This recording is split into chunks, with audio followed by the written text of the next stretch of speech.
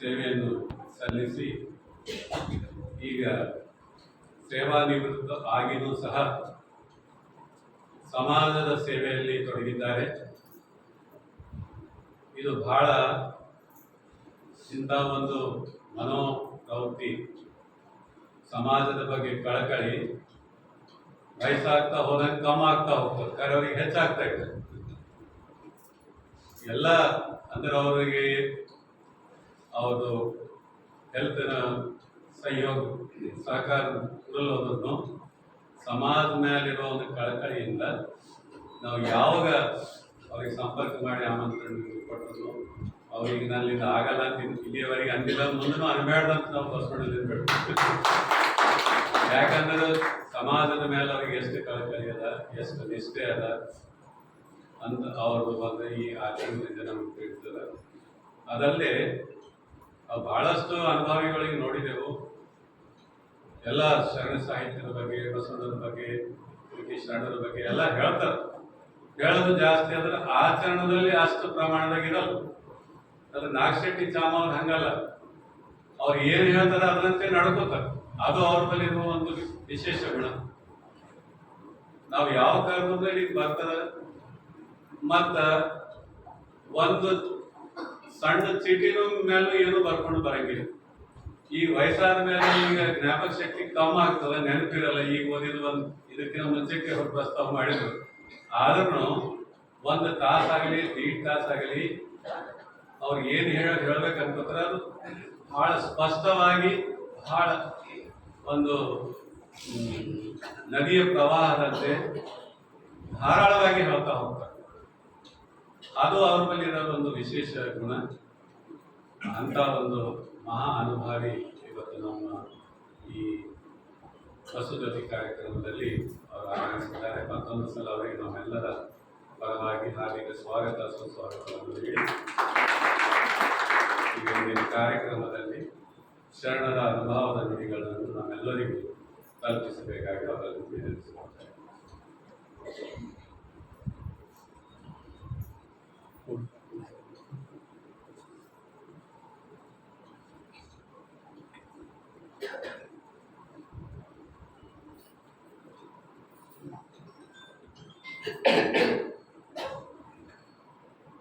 ಓಂ ಶ್ರೀ ಗುರು ಬಸವಲಿಂಗಾಯ ನಮಃ. ತಂದೆ ನೀನು, ತಾಯಿ ನೀನು, ಬಂಧು ನೀನು, ಒಳಗ ನೀನು, ನನಗೆ ನೀನಲ್ಲದೆ ಯಾರು ಇಲ್ಲವಯ್ಯ. ಕೂಡಲ ಸುಖ ಹಾಲಲ್ಲತ್ತು ನೀಡಲತ್ತು ನಿಮ್ಮ ಧರ್ಮ ನಿಮ್ಮ.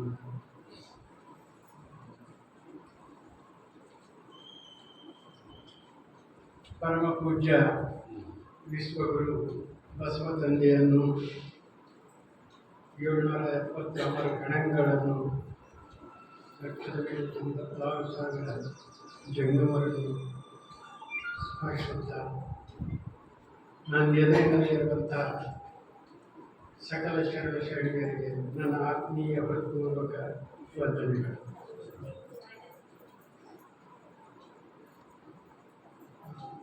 ಈಗ ಇಲ್ಲಿ ನನ್ನ ಬಗ್ಗೆ ಒಂದು ಸ್ವಲ್ಪ ಮಾತು ಹೇಳಿದರು. ಬಹುತೇಕ ಸ್ವಲ್ಪ ಜಾಸ್ತಿನೇ ಹೇಳಿದ್ರೆ ನಿಜವಾಗಲೂ ನಾನು ಚಿಟ್ಟಿ ಬಳಸ್ತಾ ಇಲ್ಲ, ಹೆಚ್ಚಾಗಂತೂ ಇಲ್ಲ. ಆದರೆ ಈಗ ಮುಂದಿನ ಪ್ರಸಂಗ ಹಾಗಿರ್ಲಿಕ್ಕಿಲ್ಲ ಅಂತ ನಾನು ಭಾವಿಸ್ತಾ ಇದ್ದೇನೆ. ಅದು ಅನಿಸ್ತಾ ಇದೆ ಸ್ವಲ್ಪ ಸ್ವಲ್ಪ.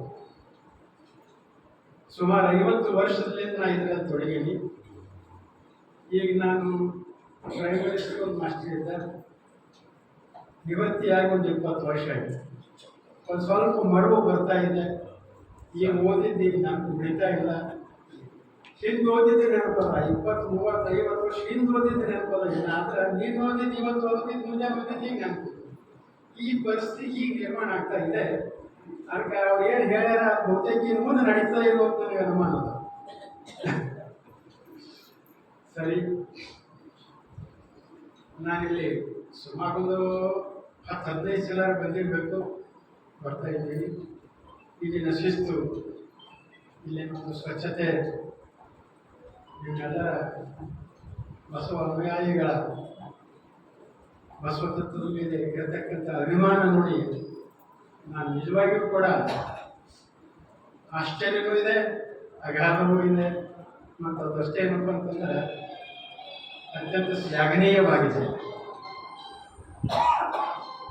ಅದಕ್ಕೆ ತಮ್ಮೆಲ್ಲರನ್ನು ಈ ಒಂದು ಶಿಸ್ತು, ಈ ಒಂದು ನಿಮ್ಮ ಬಸವ ತತ್ವದ ಅಭಿಮಾನ ಮುಂದುವರಿಸ್ಕೊಂಡು ಹೋಗಿ ಅಂತ ತಮ್ಮೆಲ್ಲರಲ್ಲಿ ಕಳಕಳಿಯಿಂದ ವಿನಂತಿಸಿಕೊಳ್ತೀನಿ.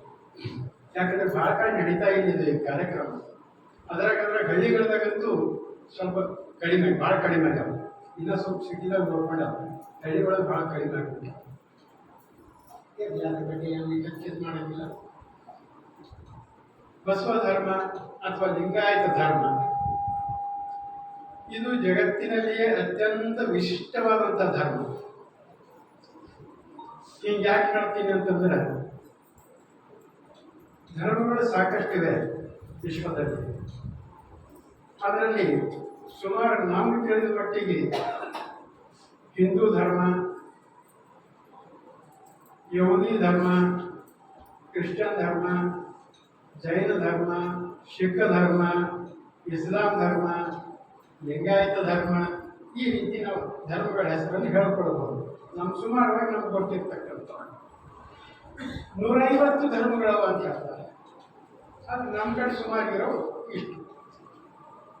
ಈ 150 ಧರ್ಮಗಳಲ್ಲಿಯೂ ಕೂಡ ವಿಶಿಷ್ಟತೆಯನ್ನು ಪಡೆದುಕೊಂಡಂಥ ಧರ್ಮ ನಮ್ಮ ಲಿಂಗಾಯತ ಧರ್ಮ. ಯಾಕೆ ಹಿಂಗಂತಾರ ಅಂದ್ರೆ ಎಲ್ಲಕ್ಕಿಂತಲೂ ಹಳೆಯ ಧರ್ಮ ನಮ್ಮಲ್ಲಿ ಸಾಮಾನ್ಯವಾಗಿ ಹಿಂದೂ ಧರ್ಮ ಅಂತ ಹೇಳ್ಕೊತೇವೆ. ಸಾಮಾನ್ಯವಾಗಿ ಅದು ವೈದಿಕ ಪದ್ಧತಿಯಿಂದ ಕೂಡಿರ್ತಕ್ಕಂಥ ಧರ್ಮ. ಅದರ ಮೂಲ ಗ್ರಂಥ ವೈದಿಕ ತಂತಿ ಆಗಿರ್ತದೆ. ಅದಕ್ಕೆ ಅವ್ರು ಏನಂತಾರೆ, ಅಪೌರುಷೇಯ ಅಂತ ಕರ್ತಾರೆ. ಅದು ಮನುಷ್ಯ ನಿರ್ಮಿತ ಅಲ್ಲ. ವೇದಗಳು ಧರ್ಮ ಗ್ರಂಥ ಅಂತ ಕರೀತಾರೆ. ವೇದಗಳಿಗೆ ಜ್ಞಾನದ ಭಾಂಡಾರ ಅಂತ ಕರೀತಾರೆ. ಅದಕ್ಕೆ ಅಪೌರುಷೇಯ ಅಂತ ಹೇಳ್ತಾರೆ. ಅಪೌರುಷೇಯ ಅಂದ್ರೆ ಮನುಷ್ಯನಿಂದ ನಿರ್ಮಿತ ಆದಂಥದ್ದಲ್ಲ, ದೇವ ನಿರ್ಮಿತ ಅಂತ ಹಿಂಗೆ ಹೇಳೋ ಮಾತಿದೆ. ಅದುವೇ ಮುಂದೆ ಬರ್ತಾ ಬರ್ತಾ ಸನಾತನ ಧರ್ಮ ಇತ್ತು, ಆನಂತರ ಹಿಂದೂ ಧರ್ಮ ಇತ್ತು. ಅದೇ ಈಗ ಅದರಲ್ಲಿಯೇ ಶ್ರೀಕೃಷ್ಣ ಉವಾಚ ಅಂತ ಬರ್ತದ. ಅದೇನಂತಂದ್ರೆ ಯುದ್ಧದಲ್ಲಿ ಅರ್ಜುನನಿಗೆ ಶ್ರೀಕೃಷ್ಣ ಹೇಳಿರ್ತಕ್ಕಂಥ ಮಾತು ಯಾವುದೇ ಅದು ಭಗವದ್ಗೀತೆ, ಗೀತೋಪದೇಶ ಮಾಡ್ಯಾರ. ಆ ಗೀತೋಪದೇಶಕ್ಕೆ ಅರ್ಜುನ ಉವಾಚ ಅಂದ್ರೆ ಅರ್ಜುನ್ರೆ ಇದು ಶ್ರೀಕೃಷ್ಣನೇ ಹೇಳಿರ್ತಕ್ಕಂಥ ಮಾತು. ಅದು ದೇವ ನಿರ್ಮಿತ ಅಲ್ಲ, ಶ್ರೀಕೃಷ್ಣ ಹೇಳಿದ್ದು. ಆದ್ರೆ ಅನೇಕ ನಮ್ಮಲ್ಲಿ ಇನ್ನೂ ಧರ್ಮಗಳೇ ಸುಮಾರು 2 ಪ್ರಕಾರ ಇರ್ತವೆ.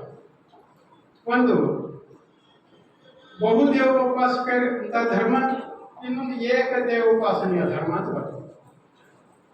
ಈಗ ನಾವೇನು ಹೇಳಿದೆವು, ಸನಾತನ ಧರ್ಮ, ಹಿಂದೂ ಧರ್ಮ ಇವೆಲ್ಲವೂ ಬಹುದೇವ ಉಪಾಸಕ ಧರ್ಮ. ಅನೇಕ ದೇವತೆಗಳನ್ನು ಅವರು ಸ್ಮರಿಸ್ತಾರೆ, ಭಜಿಸ್ತಾರೆ, ಪ್ರಾರ್ಥಿಸ್ತಾರೆ ಅಂತ ಧರ್ಮ. ಏಕದೇವೋಪಾಸನೆಯ ಧರ್ಮಗಳು ಕೂಡ ಯಹೂದಿ ಧರ್ಮ ಇರ್ಬೋದು, ಕ್ರಿಶ್ಚಿಯನ್ ಧರ್ಮ ಇರ್ಬೋದು, ಇಸ್ಲಾಂ ಧರ್ಮ ಇರ್ಬೋದು, ಅದೇ ರೀತಿ ಲಿಂಗಾಯತ ಧರ್ಮ ಇರ್ಬೋದು. ಇದು ಏಕದೇವೋಪಾಸನೆಯ ಧರ್ಮ. ದೇವರು ಒಬ್ಬನೇ, ಆತನನ್ನೇ ಸ್ಮರಿಸಬೇಕು, ಪ್ರಾರ್ಥಿಸಬೇಕು, ಪೂಜಿಸಬೇಕು, ಎಲ್ಲವೂ ಆತನಿಗೆ ಹೇಳ್ತಕ್ಕಂಥ ಧರ್ಮ ಇದು. ಈ ಬಸವ ಧರ್ಮ ಅಥವಾ ಲಿಂಗಾಯತ ಧರ್ಮ, ಬಸವ ಧರ್ಮ ಯಾಕೆ ಅಂತ್ಯ ಬಂದ್ರೆ ಈ ಧರ್ಮವನ್ನು ಸ್ಥಾಪಿಸಿದವರು ಬಸವಣ್ಣನವರು, ಅದಕ್ಕಾಗಿ ಬಸವ ಧರ್ಮ ಅಂತ ಕರೀತಾರೆ. ಆದರೆ ವಾಸ್ತವಿಕತೆಯಲ್ಲಿ ಅದು ಲಿಂಗಾಯತ ಧರ್ಮ. ಅದು 1155ರಲ್ಲಿ ಪ್ರಾರಂಭ ಆಯಿತು, ಜನವರಿ 14. ಲಿಂಗದ ಪರಿಕಲ್ಪನೆ ಬಸವಣ್ಣನಿಗೆ ಮೂಡಿದ್ದು ಅವತ್ತು, ಆ ಡೇಟ್ ಅವತ್ತಿನಿಂದ ಈ ಧರ್ಮ ಪ್ರಾರಂಭ ಆಯಿತು ಅಂತ ಅದಕ್ಕೆ ಹೇಳ್ತಾರೆ. ಈ ಧರ್ಮ ನೋಡ್ರಿ, ಎಲ್ಲ ಧರ್ಮ ಹೇಳಿದ್ರೆ ದೇವತೆಗಳಿಂದ ನಿರ್ಮಾಣ ಆಗಿದ್ದು ಅಥವಾ ಯಾರೋ ಒಬ್ಬರಿಂದ ನಿರ್ಮಾಣ ಆಗಿತ್ತು, ಧರ್ಮಗಳು ಒಬ್ಬರಿಂದ ನಿರ್ಮಾಣ ಆಗಿತ್ತು. ಈ ಧರ್ಮ ಹಾಗಲ್ಲ.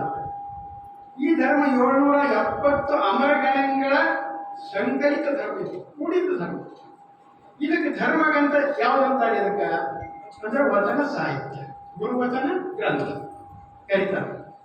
ಈಗ ಬೇರೆ ಬೇರೆ ಧರ್ಮದ ಬೇರೆ ಬೇರೆ ಗ್ರಂಥಗಳವ. ಅದಕ್ಕೆ ನಮ್ಮ ಲಿಂಗಾಯತ ಧರ್ಮದ ಧರ್ಮ ಗ್ರಂಥ ಅಂದ್ರೆ ಗುರುವಚನ ಸಾಹಿತ್ಯ. ಇಲ್ಲಿ ಒಂದು ಜಿಲ್ಲೆಯವರಾಗಲಿ, ತಾಲೂಕಿನವರಾಗಲಿ, ಊರಿನವರಾಗಲಿ ಅಥವಾ ದೇಶದವರಾಗಲಿ, ಗಂಡದ ಎಲ್ಲ ಶರಣರು ಅನೇಕ ಪ್ರಾಂತಗಳಿಂದ, ರಾಜ್ಯಗಳಿಂದ, ದೇಶಗಳಿಂದಲೂ ಕೂಡ ಬಂದಂಥವರಾಗಿದ್ದರು. ಆ 770 ಗಣಗಳು. ಅವರು ಕೂಡ ಸಾಮಾನ್ಯರಾಗಿರಲಿಲ್ಲ. ಅನೇಕರು ಅನೇಕ ವಿಧದಲ್ಲಿ ಇದ್ದರು.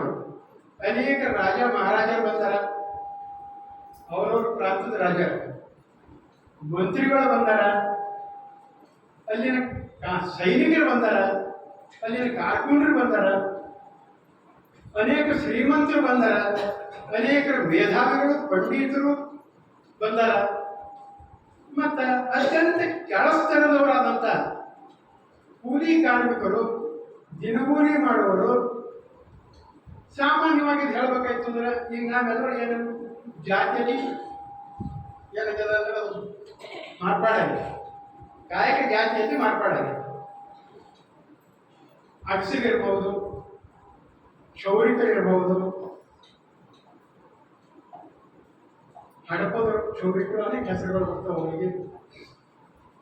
ಹಿಂದುಳಿದ ಜನಾಂಗ ಅಥವಾ ದಲಿತರು, ಎಸ್ಟಿ ಪಂಗಡದವರು, ನಾನಾ ರೀತಿ ಬರ್ತಾರೆ. ಉಡುಗೋರು ಇರ್ಬೋದು, ಅಡಿಗೆ ಮಾಡೋರು ಇರ್ಬೋದು, ಗಂಗಾ ತಂಬಿ ಬೆಳಗೋರು ಇರ್ಬೋದು, ಶರಿ ಕುಡಿಯೋರು ಇರ್ಬೋದು, ಸಿಂಧಿ ಕುಡಿಯೋರು ಇರ್ಬೋದು, ಸುಳಿಯರು ಇರ್ಬೋದು, ಎಲ್ಲರೂ ಬಂದ. ಇವ್ರು ಬಂದಿಲ್ಲ ಅಂತ ಹೇಳೋ ಮಾತೇ ಇಲ್ಲ. ಯಾರಾದ್ರೂ ಇಂಥ ಪ್ರಶ್ನೆ ಕೇಳ್ಬೋದು, ಏನು ಸರ್ ಇವ್ರು ಎಂತ ಮಾತು ಹೇಳತ್ತೀರಿ, ಪಾರ್ಟಿ ಬಂದಾರ, ಸುಳ್ಳು ಬಂದಾರ, ಸುಳಿತನ ಮಾಡೋರು ಬಂದಾರ, ಇಂಥವರೆಲ್ಲ ಬಂದಾರ ಅಂತ ಹೇಳತ್ತೀರಲ್ಲ. ಹೌದು, ಬಂದಾರ, ನಿಜವಾಗಿಯೂ ಬಂದಾರ. ರೋಮಾಂಚನ ಆಗ್ತಕ್ಕಂಥ ಮಾತದ. ಅಂಥವ್ರು ಪರಿವರ್ತನ ಇಲ್ಲಿ ಬಂದು ವಚನ ಬರದ,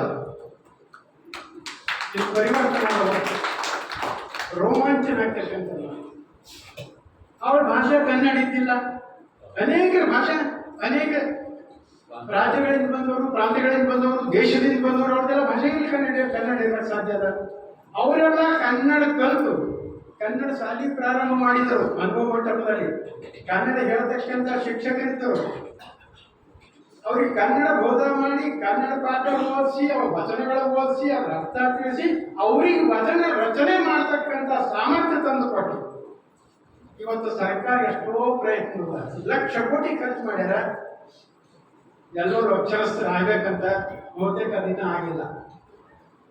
ಅದು ಆ ಕಾಲದಲ್ಲಿ ಎಂಥ ಕಾಲ ಇದ್ದಿರ್ಬೇಕದು. ಆಗಿನ ಕಾಲಕ್ಕೆ ಯಾವ ವಾಹನಗಳಿರಲಿಲ್ಲ, ಈ ಲೈಟ್ ಇರಲಿಲ್ಲ, ಏನೂ ಇರಲಿಲ್ಲ.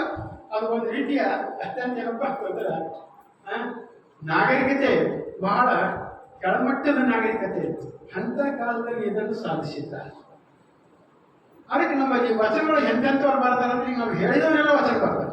ಮತ್ತೊಂದು ಪುನಃ ಅದು ಉಚ್ಚರಿಸೋದು ಬೇಡ. ನಾವು ಏನೇನು ಹೇಳಿದೇವಲ್ಲ ಅಂಥವರೆಲ್ಲರೂ ವಚನ ಬರ್ತಾರೆ. ಆ ವಚನಗಳೆಲ್ಲ ನಮ್ಮ ಧರ್ಮ ಗ್ರಂಥಗಳಲ್ಲಿ ಅಡಕವಾಗಿದೆ. ಆ ಧರ್ಮ ಗ್ರಂಥ ಇವತ್ತು ನಮ್ಗೇನಪ್ಪ ಅಂತಂದ್ರೆ ಅದು ದೈವ ಸ್ವರೂಪ. ಇದು ವಿಶಿಷ್ಟ ಅಲ್ಲೇ ಇದೆ ಜಗತ್ತಿನಾಗ. ಇಂಥದ್ದು ಯಾವ ಧರ್ಮ ಇರಲಿಕ್ಕೆ ಸಾಧ್ಯದ? ಸಾಧ್ಯ ಇಲ್ಲ. ಅಂತ ಧರ್ಮ ಪ್ರತಿಯೊಬ್ಬರಿಗೆ ಪ್ರತಿಯೊಂದು ಸ್ವಾತಂತ್ರ್ಯತೆ ಇತ್ತು. ಏನು ಸ್ವಾತಂತ್ರ್ಯತೆ? ಬೇಕಾಗಿದ್ದ ಪ್ರಶ್ನೆ ಕೇಳಬಹುದು, ತಮಗೆ ತಿಳಿದಿದ್ದು ಹೇಳಬಹುದು, ತಿಳಿಯಲು ಹೋದ್ರೆ ನನಗೆ ತಿಳಿದಿಲ್ಲ ಅಂತ ಎದುರಿಸಿ ಕೇಳಬಹುದು, ಪುನಃ ನನಗೆ ತಿಳಿಸಿ ಅನ್ನಬಹುದು. ಹೆಣ್ಣಿರಲಿ ಗಂಡಿರಲಿ ಸಮಾನತೆ ಇತ್ತು. ಉಚ್ಚ ಕುಲ ಇರಲಿ, ನೀಚ ಕುಲ ಇರಲಿ, ಶ್ರೇಷ್ಠ ಕುಲ ಇರಲಿ, ಕನಿಷ್ಠ ಕುಲ ಇರಲಿ, ಸಮಾನತೆ ಇತ್ತು. ರಾಜ ಇರಲಿ, ಅವ ಹುಡುಗ ಇರಲಿ, ಸಮಾನತೆ ಇತ್ತು. ಈ ರೀತಿ ಅನೇಕ ರೀತಿಯಲ್ಲಿ ಸಮಾನತೆ, ಭೇದ ರಹಿತವಾದಂತಹ ಸಮಾಜ. ಎಲ್ಲರೂ ಒಂದೇ, ಎಲ್ಲರೂ ಶಿವಸ್ವರೂಪಿಗಳು, ಎಲ್ಲರೂ ದೇವರ ಮಕ್ಕಳು ಅಂತಕ್ಕಂಥ ಭಾವನೆ ಮೂಡಿಸಿದರು. ಇವತ್ತಿದು ವಿಶಿಷ್ಟ ಅಲ್ಲ. ಜಗತ್ತಿನಾಗ ಇಂಥ ಒಂದು ಧರ್ಮ ಇನ್ನೊಂದು ಸಿಗ್ಲಿಕ್ಕೆ ಸಾಧ್ಯ ಇಲ್ಲ. ಅಂತ ಧರ್ಮ ಇದಾಗಿತ್ತು. ಅದಕ್ಕೆ ರೋಮಾಂಚಿತವಾಗ್ತಕ್ಕಂಥ ಮಾತು ಆ ಧರ್ಮ ನೋಡಿ. ಇವತ್ತು ಆ ಧರ್ಮವನ್ನು ನಾವು ಮುನ್ನಡೆಸ್ಕೊಂಡು ಹೋಗ್ತಾ ಇದ್ದೇವೆ. ಇದರಲ್ಲಿ ಸ್ವಲ್ಪ ಆಗಿನ ಪರಿಸ್ಥಿತಿ ಈಗ ಮತ್ತೆ ಪುನಃ ಸ್ವಲ್ಪ ಹದಗೆಡತಕ್ಕಂಥ ವಾತಾವರಣ ನಿರ್ಮಾಣ ಆಗ್ತಾ ಇದೆ. ಎಲ್ಲ ಕುಲದವರೆಲ್ಲ ಬಂದರು, ಇಲ್ಲಿ ಎಲ್ಲ ಕುಲ ತಮ್ಮ ಕುಲ ಕಳ್ಕೊಂಡು ಲಿಂಗವಂತರಾದರು. ಲಿಂಗ ದೀಕ್ಷೆ ಮಾಡ್ಕೊಂಡು ಪೂರ್ವ ಜನ್ಮದ ಕುಲ ಹೇಳಬಾರ್ದಪ್ಪ, ಅದ್ರ ಅವಶ್ಯಕತೆ ಇಲ್ಲ. ವಚನದಾಗ ಬರ್ತದೆ, ವೇಷ ಮಕ್ಕಳಾಗಲಿ ದಾಸ ಮಕ್ಕಳಾಗಲಿ ಯಾರಿದ್ರು ಲಿಂಗದಾನ ಆದ್ಮೇಲೆ ಅವರು ಸಾಕ್ಷಾತ್ ಲಿಂಗ ಸ್ವರೂಪಿಗಳು, ಅವರು ಶುಭ ಸ್ವರೂಪಿಗಳು, ಅವರನ್ನು ತನ್ನಂತೆ ಬಗೆಬೇಕು ಅಂತ ಹೇಳೋ ಮಾತು. ಅಂದ್ಮೇಲೆ ಇವತ್ತಿಗೂ ಕೂಡ ಇನ್ನ ಏನಪ್ಪ ಅಂತಂದ್ರೆ ಆ ಹೋಗಿದ್ದ ಸ್ಮಾರ್ಟ್ಫೋನ್ ಒಂದು ಒಳಗೆ ಕಾಲಿಟ್ಟದ. ಒಂದೊಂದು ಜಾತಿಯವರು ಒಂದೊಂದು ಪೀಠ ತಯಾರು ಮಾಡ್ಕೊಂಡು ಅದಕ್ಕೆ ಅವರೇ ಜಾತಿಯವರಾದಂಥ ಗುರುಗಳಿಗೆ ನೇಮಿಸಿ ಅದೊಂದು ಪಂಗಡ ರಚನೆ ಮಾಡಿದ್ದಾರೆ. ಇದು ಆಗಬಾರ್ದಿತ್ತು, ಆಗಬಾರ್ದಿತ್ತು, ಅದನ್ನು ಆಗ್ತದೆ. ಹಾಗಿದ್ರೆ ಮತ್ತೆ ಕೆಲವು ಶರಣರದೆಲ್ಲ ನಾವು ಜಾತಿ ಹೆಸರುಗಳೇ ಹೇಳ್ತೇವಲ್ರಿ ಅಂತ ಅನ್ಬೋದು. ಯಾರು ಕೇಳೋ ಪ್ರಶ್ನೆ ನಿಜವಾಗಿಯೂ ಕೂಡ ಜಾತಿ ನಿರ್ಮೂಲನೆ ಮಾಡ್ಯಾರಂತ ಜಾತಿ ತೊಗೊಂಡು ಹೆಸರು ಹೇಳ್ತಾರ. ನಿಜವಾಗಿಯೂ ಅದು ಜಾತಿ ಹೆಸರು ಅಲ್ಲವೇ ಅಲ್ಲ, ಅದು ಕಾಯಕದ ಹೆಸರಲ್ಲ, ಕಾಯಕದ ಹೆಸರಲ್ಲ. ಅದು ಬಸವಣ್ಣನವರ ಒಂದು ವಚನದಲ್ಲಿ ಬರ್ತದೆ, ಕಾಶಿ ಕಮ್ಮಾರನಾದ ಬೀಸಿ ಬೆಡಿವಾಳನಾದ ಹಾಸ ದಿಕ್ಕಿ ಸಾಲಿಗನಾದ ವೇದವನ್ನೋದಿ ಹಾರವನ್ನು ಕುಲವೇನು ಆವಂತಿರ ಕುಲವೇನು ನಮ್ಮ ಕೂಡಲ ಸಂಘದ ಶರಣರೇ ಕುಲಜ ಇಂಥ ಮಾತು ಬರ್ತದೆ. ಅದಕ್ಕೆ ಅವರು ಯಾಕೆ ಇಟ್ಟರು, ಅದು ಆ ಹೆಸರು ಯಾಕೆ ಇಟ್ಟರು ಅದಕ್ಕೊಂದು ಹಿನ್ನೆಲೆ ಅದ. ಯಾಕೆ ಇಟ್ಟರು ಅಂದ್ರೆ ನೋಡ್ರಿ, ಒಬ್ಬ ಕಸ ಕೂಡಿಸುವ ಸತ್ಯಕ್ಕ, ಒಬ್ಬರು ಸೂಳೆತನ ಮಾಡೋರು ಸೂಳೆ ಸಂಕವ್ವ ಅಂದರು, ಹಡಪದ ಅಪ್ಪಣ್ಣ ಅಂದರು, ಅಂಬಿಗರ ಚೌಡಯ್ಯ ಅಂದರು, ಮಾತಾರ ಚೆನ್ನಯ್ಯ ಅಂದರು, ವ್ಯವಹಾರ ಕಕ್ಕಯ್ಯ ಅಂದರು.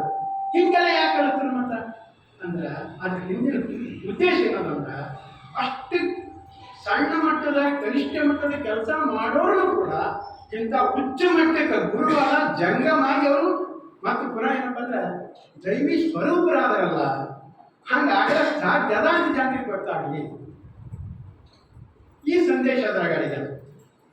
ಹೆಣ್ಮಕ್ಳು ನೋಡ್ರಿ, ಎಂಥವ್ರಿದ್ರು ಅಕ್ಷರ ಕಲ್ತವ್ರಿರ್ಬೋದು, ಕಲಿಲಾರದೇ ಇರ್ಬೋದು, ಅವ್ರು ಯಾವುದೇ ಜಾತಿಯವ್ರು ಇರ್ಬೋದು, ಯಾವುದೇ ಸ್ಥಾನದವ್ರು ಇರ್ಬೋದು, ಓದ್ಲಕ್ಕೆ ಬರ್ಲಕ್ಕೆ ಬರಲಾರ್ದಂತ ಅತ್ಯಂತ ಏನೂ ಬರೋದಂಥವ್ರು ಇರ್ಬೋದು, ಅಂಥವ್ರು ಇವತ್ತೇನಪ್ಪ ಅಂದ್ರೆ ಓದಿ ಅವ್ರು ಸ್ವತಃ ವಚನ ಬರೆದು ನಮ್ಮ ಧರ್ಮ ಗ್ರಂಥದಾಗ ಆ ವಚನ ಇವತ್ತು ನೋಡಕ್ಕೆ ಸಿಗ್ತದ ಅಂತ ಅವ್ರಿಗೆ ಆ ಸ್ಟೇಜಿಗೆ ಬಂದು ಮುಟ್ಟಿದ್ರು. ಆ ಮಾತು ನಮ್ಮ ಜನರಿಗೆ ಗೊತ್ತಾಗಬೇಕು. ಅವರೆಲ್ಲ ಮುಟ್ಟಾರ ಅಂದ್ರೆ ನಾವು ಮುಟ್ಟಲೇನು ಅನ್ನುವಂಥ ವಿಶ್ವಾಸ ಬರಬೇಕು. ಅದಕ್ಕಾಗಿ ಆಯಾಸ ಇಟ್ಟ, ಮತ್ತೇನು ಬೇರೆ ಇಲ್ಲ. ಅವ್ರಿಗೆ ನಾವು ಇನ್ನೊಂದು ರೀತಿಯಲ್ಲಿ ನೋಡಬೇಕು, ಕಡಿಮೆ ಸ್ಥಾನ ಕೊಟ್ಟು ನೋಡಬೇಕು ಅನ್ನುವಂಥ ಉದ್ದೇಶ ಹೇಳೋಷ್ಟು ಇಲ್ಲ ಅದರಲ್ಲಿ. ಅದು ನಮ್ಮ ಜನರಿಗೆ ಗೊತ್ತಾಗಬೇಕು, ನಾವು ವಿಶ್ವಾಸ ಮೂಡಬೇಕು. ಈ ಉದ್ದೇಶದಿಂದ ಇಟ್ಟಿದ್ದಲ್ಲ. ಅದಕ್ಕೆ ಶರಣರು ನುಡಿದಂತೆ ನಡೆದರು, ಎಲ್ಲರೂ ತನ್ನವರಂದರು, ತನ್ನ ಸಂಸಾರ ಇಡೀ ಪ್ರಪಂಚವನ್ನು ಇದ್ದು ಇಲ್ಲದಂತೆ ಮಾಡಿಯೂ ಮಾಡದಂತೆ ಉಳ್ಕೊಂಡು ತಮ್ಮ ಜೀವನದಲ್ಲಿ ಏನಪ್ಪ ಅಂದ್ರೆ ಮುಕ್ತಿ ಪಡ್ಕೊಂಡ್ರು, ಶಿವ ಸಾಹಿತ್ಯ ಪಡ್ಕೊಂಡ್ರು. ಇದು ಸಾಮಾನ್ಯ ಮಾತಲ್ಲ. ಅನೇಕ ಜನರು ಊರು ಬಿಟ್ಟು ನಾಡು ಬಿಟ್ಟು ಘಟದಾಗ ಕುಂತು ಯಾರ್ಯಾರು ಏನೋ ತಪಸ್ ಮಾಡಿ, ಯಾರ್ಯಾರು ತಲೆಕಾಗ ಕಾಲ ಮೇಲೆ ಮಾಡಿ ನಿಂತು ಏನೇನೋ ಮಾಡಿ ಆ ಸ್ಥಾನ ಪಡಿಬೇಕಂತವ್ರೆಲ್ಲ ಎಷ್ಟೋ ಜನ ಉಂಟಾಗಿ ಹೋದವರು. ಇವರು ಸಂಸಾರ ಹಿಡ್ಕೊಂಡು ಹೆಂಡ್ರ ಮಕ್ಕಳು ಹಿಡ್ಕೊಂಡು ನೂರಾರು ಜನ ಲಗ್ನ ಆದವ್ರೆಲ್ಲ ಮಕ್ಕಳು ಹಡೆದವರೆಲ್ಲ ಆದರೂ ಕೂಡ ಈ ಸ್ಥಾನಕ್ಕೆ ಬಂದರು. ಇದು ಸಾಮಾನ್ಯ ಏನು ಅಲ್ಲೇ. ಅದಕ್ಕೆ ನಾವು ತಿಳ್ಕೋಬೇಕು, ಈ ಧರ್ಮ ಅತ್ಯಂತ ಶ್ರೇಷ್ಠವಾದಂಥ ಧರ್ಮ, ಎಲ್ಲರಿಗೆ ಬೇಕಾಗಿರುವಂಥ ಧರ್ಮ, ಎಲ್ಲರಿಗೆ ಸಮಾನತೆಯನ್ನು ಪೂರೈಸಿದ ಧರ್ಮ. ಅನೇಕ ಕಾಲದಲ್ಲಿ ಹೆಣ್ಣು ಮಕ್ಕಳಿಗೆ ಸ್ವಾತಂತ್ರ್ಯವೇ ಇರಲಿಲ್ಲ. ಇದು ಎಲ್ಲರೂ ಮನಗಾಡಬೇಕು ಈ ಮಾತು. ಇವತ್ತಿಗೂ ಕೂಡ ಇನ್ನು ಅನೇಕ ಧರ್ಮಗಳಲ್ಲಿ ಸ್ವಾತಂತ್ರ್ಯತೆ ಇಲ್ಲ. ಅನೇಕ ಧರ್ಮಗಳಲ್ಲಿ ಮಸ್ಜಿದ್ಗೆ ಹೋಗುವಂಗಿಲ್ಲ, ಚರ್ಚಿಗೆ ಹೋಗುವಂಗಿಲ್ಲ, ಮನ್ಯಾಗ ಪೂಜೆ ಮಾಡುವಂಗಿಲ್ಲ, ಜಗಲಿ ಪೂಜೆ ಮಾಡುವಂಗಿಲ್ಲ. ಇವತ್ತಿಗೂ ಅದ ಇನ್ನಾದ್ರೂ ಹೋಗಿಲ್ಲ. 900 ವರ್ಷಗಳ ಹಿಂದೆ ಈ ಸ್ಥಾನ ಕೊಟ್ಟರು. ಅವರಿಗೆ ಗುರು ಆಗುವ ಅಧಿಕಾರ ಕೊಟ್ಟರು, ಜಂಗಮ ಆಗ ಅಧಿಕಾರ ಕೊಟ್ಟರು. ಮತ್ತೆ ಇನ್ನೇನು ಬೇಕು? ಇಂಥ ಧರ್ಮ ಇದು. ಅದಕ್ಕಾಗಿ ನಾವು ಈ ಜನ್ಮದಲ್ಲಿ ಹುಟ್ಟಿದ ನಾವು ಪುಣ್ಯ ಅಲ್ಲ ಅಂತ ತಿಳ್ಕೋಬೇಕು. ಇನ್ನೊಂದು ಮಾತು ಹೇಳಕ್ಕೆ ಬಯಸ್ತೇನೆ. ಈಗ ಅನೇಕ ದೇವರಿಗೆ ಮಾಡೋರು ದೇವತೆಗಳ ಸಂಖ್ಯೆ ಸಾಕಷ್ಟು ಅದ. ಆ ದೇವರು ಈ ದೇವರು ಅಂತ ಹೇಳಾಗಿಲ್ಲ. ನಮ್ಮಲ್ಲಿ ಹಲವು ದೇವರು ಅಂತೇಳಿ ನಡೀತಾವೆ. ಆ ರೀತಿ ನಡ್ಕೊಂಡು ಬಂದಂಥ ಧರ್ಮಗಳವ. ಇವತ್ತಿಗೂ ಕೂಡ ಅದನ್ನು ಮಾಡ್ತಾ ಇದ್ದಾರೆ. ಇನ್ನು ನಮ್ಮ ಹೇಗೂ ಒಂದೇ ದೇವರು ಅಂತಕ್ಕಂಥ ಧರ್ಮ ಕೆಲವು ಅಂತ ಹೇಳಿದಲ್ಲ, ಅದ್ರಾಗ ಇದು ಒಂದು ಆ ಒಂದು ದೇವರು ಯಾರು? ಹಾಗಾದ್ರೆ ಆ ಒಂದು ದೇವರು ಯಾರು? ಆ ದೇವರೇ ಈ ಸೃಷ್ಟಿಕರ್ತ, ಈ ಜಗತ್ತನ್ನು ನಿರ್ಮಾಣ ಮಾಡಿದವರು. ಈಗ ನೀವು ಹೇಳೋದು ಸರ್ವವ್ಯಾಪಿ ಅಂತ. ದೇವರು ಸರ್ವವ್ಯಾಪಿ. ಸರ್ವವ್ಯಾಪಿ ಅಂದ್ರೆ ಎಲ್ಲ ಕಡೆ ಹಣ ಅಂತ. ಎಲ್ಲ ಕಡೆಯಿಂದ ನಮಗೆ ಕಾಣಿಸಲ್ಲ. ಕರೆಂಟ್ ಎಲ್ಲ ಕಡೆ ಅದ ಅಂತಂದ್ರೂ ಎಲ್ಲಿ ಬಟನ್ ಅದ ಎಲ್ಲಿ ಲೈಟ್ ಅದ ಅಲ್ಲೇ ಗುರುತಿಸ್ತದೆ. ಇಲ್ಲಿ ಲೈಟ್ ಇತ್ತು ಅಂದ್ರೆ ಬಟನ್ ಇತ್ತು ಅಂದ್ರೆ ಹಾಕಿದ್ರೆ ಲೈಟ್ ಬರ್ತದೆ. ಕರೆಂಟ್ ತನ ಬಂದದ, ತಾರ ಬಂದದ, ಅದ್ರ ಬಟನ್ ಹಾಕೋದಂದ್ರೆ ಲೈಟ್ ಬಿಡೋದು, ಹಾಗೆ ಬಿಡೋದು. ಹಂಗೆ ಇದು ದೇವರು ಎಲ್ಲ ಕಡೆಯೂ ಇದ್ದಾನೆ. ಆದರೂ ಕೂಡ ಅದಕ್ಕೊಂದು ಬಟನ್ ಬೇಕು. ಆ ಬಟನ್ ಎಲ್ಲದ ಆ ಬಟನ್ ಹತ್ತಿರಲ್ಲಿ ಕಾಣಿಸ್ತಾನ ಅನ್ನೋದು ತಪ್ಪೆ. ನೋಡಿ ಯಾಕೆ ನಾನು ಬಹಳ ವಿಚಿತ್ರ.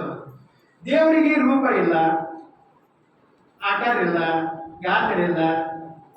ನಮ್ಮ ನಿರ್ಗುಣಿ, ನಿರಾಕಾರ, ನಿರಂಜನ, ನೋಡಿ ಹಿಂಗೆಲ್ಲ ಹೆಸರುಗಳವ. ಅದು ಹೆಣ್ಣಲ್ಲ, ಗಂಡಲ್ಲ, ಮನುಷ್ಯ ಅಲ್ಲ, ಪ್ರಾಣಿ ಅಲ್ಲ, ಪಶು ಅಲ್ಲ, ಪಕ್ಷಿ ಅಲ್ಲ, ಕ್ರಿಮಿ ಅಲ್ಲ, ಕೀಟ ಅಲ್ಲ, ಏನೂ ಅಲ್ಲ ಆದವ ಇದ್ದ. ಇಲ್ಲ ಅನ್ನೋವು ಇಲ್ಲ. ಅದು ಹೆಂಗನ? ಸತ್ಯದ ರೂಪ ಘನ, ಜ್ಞಾನದ ರೂಪ ಘನ, ಶಕ್ತಿಯ ರೂಪ ಘನ, ಚೈತನ್ಯದ ರೂಪ ಘನ. ಇವೆಲ್ಲವೂ ಕಣ್ಣಿಗೆ ಕಾಣಲ್ಲ. ಏನು ಸತ್ಯ ಕಾಣಿಸ್ತದ, ಏನು ಜ್ಞಾನ ಕಾಣಿಸ್ತದ, ಏನು ಲೈಟ್ ಅಂದ್ರೆ ಪ್ರಕಾಶ ಅಂದ್ರೆ ಕಾಣಿಸ್ತದ ನಮಗೆ.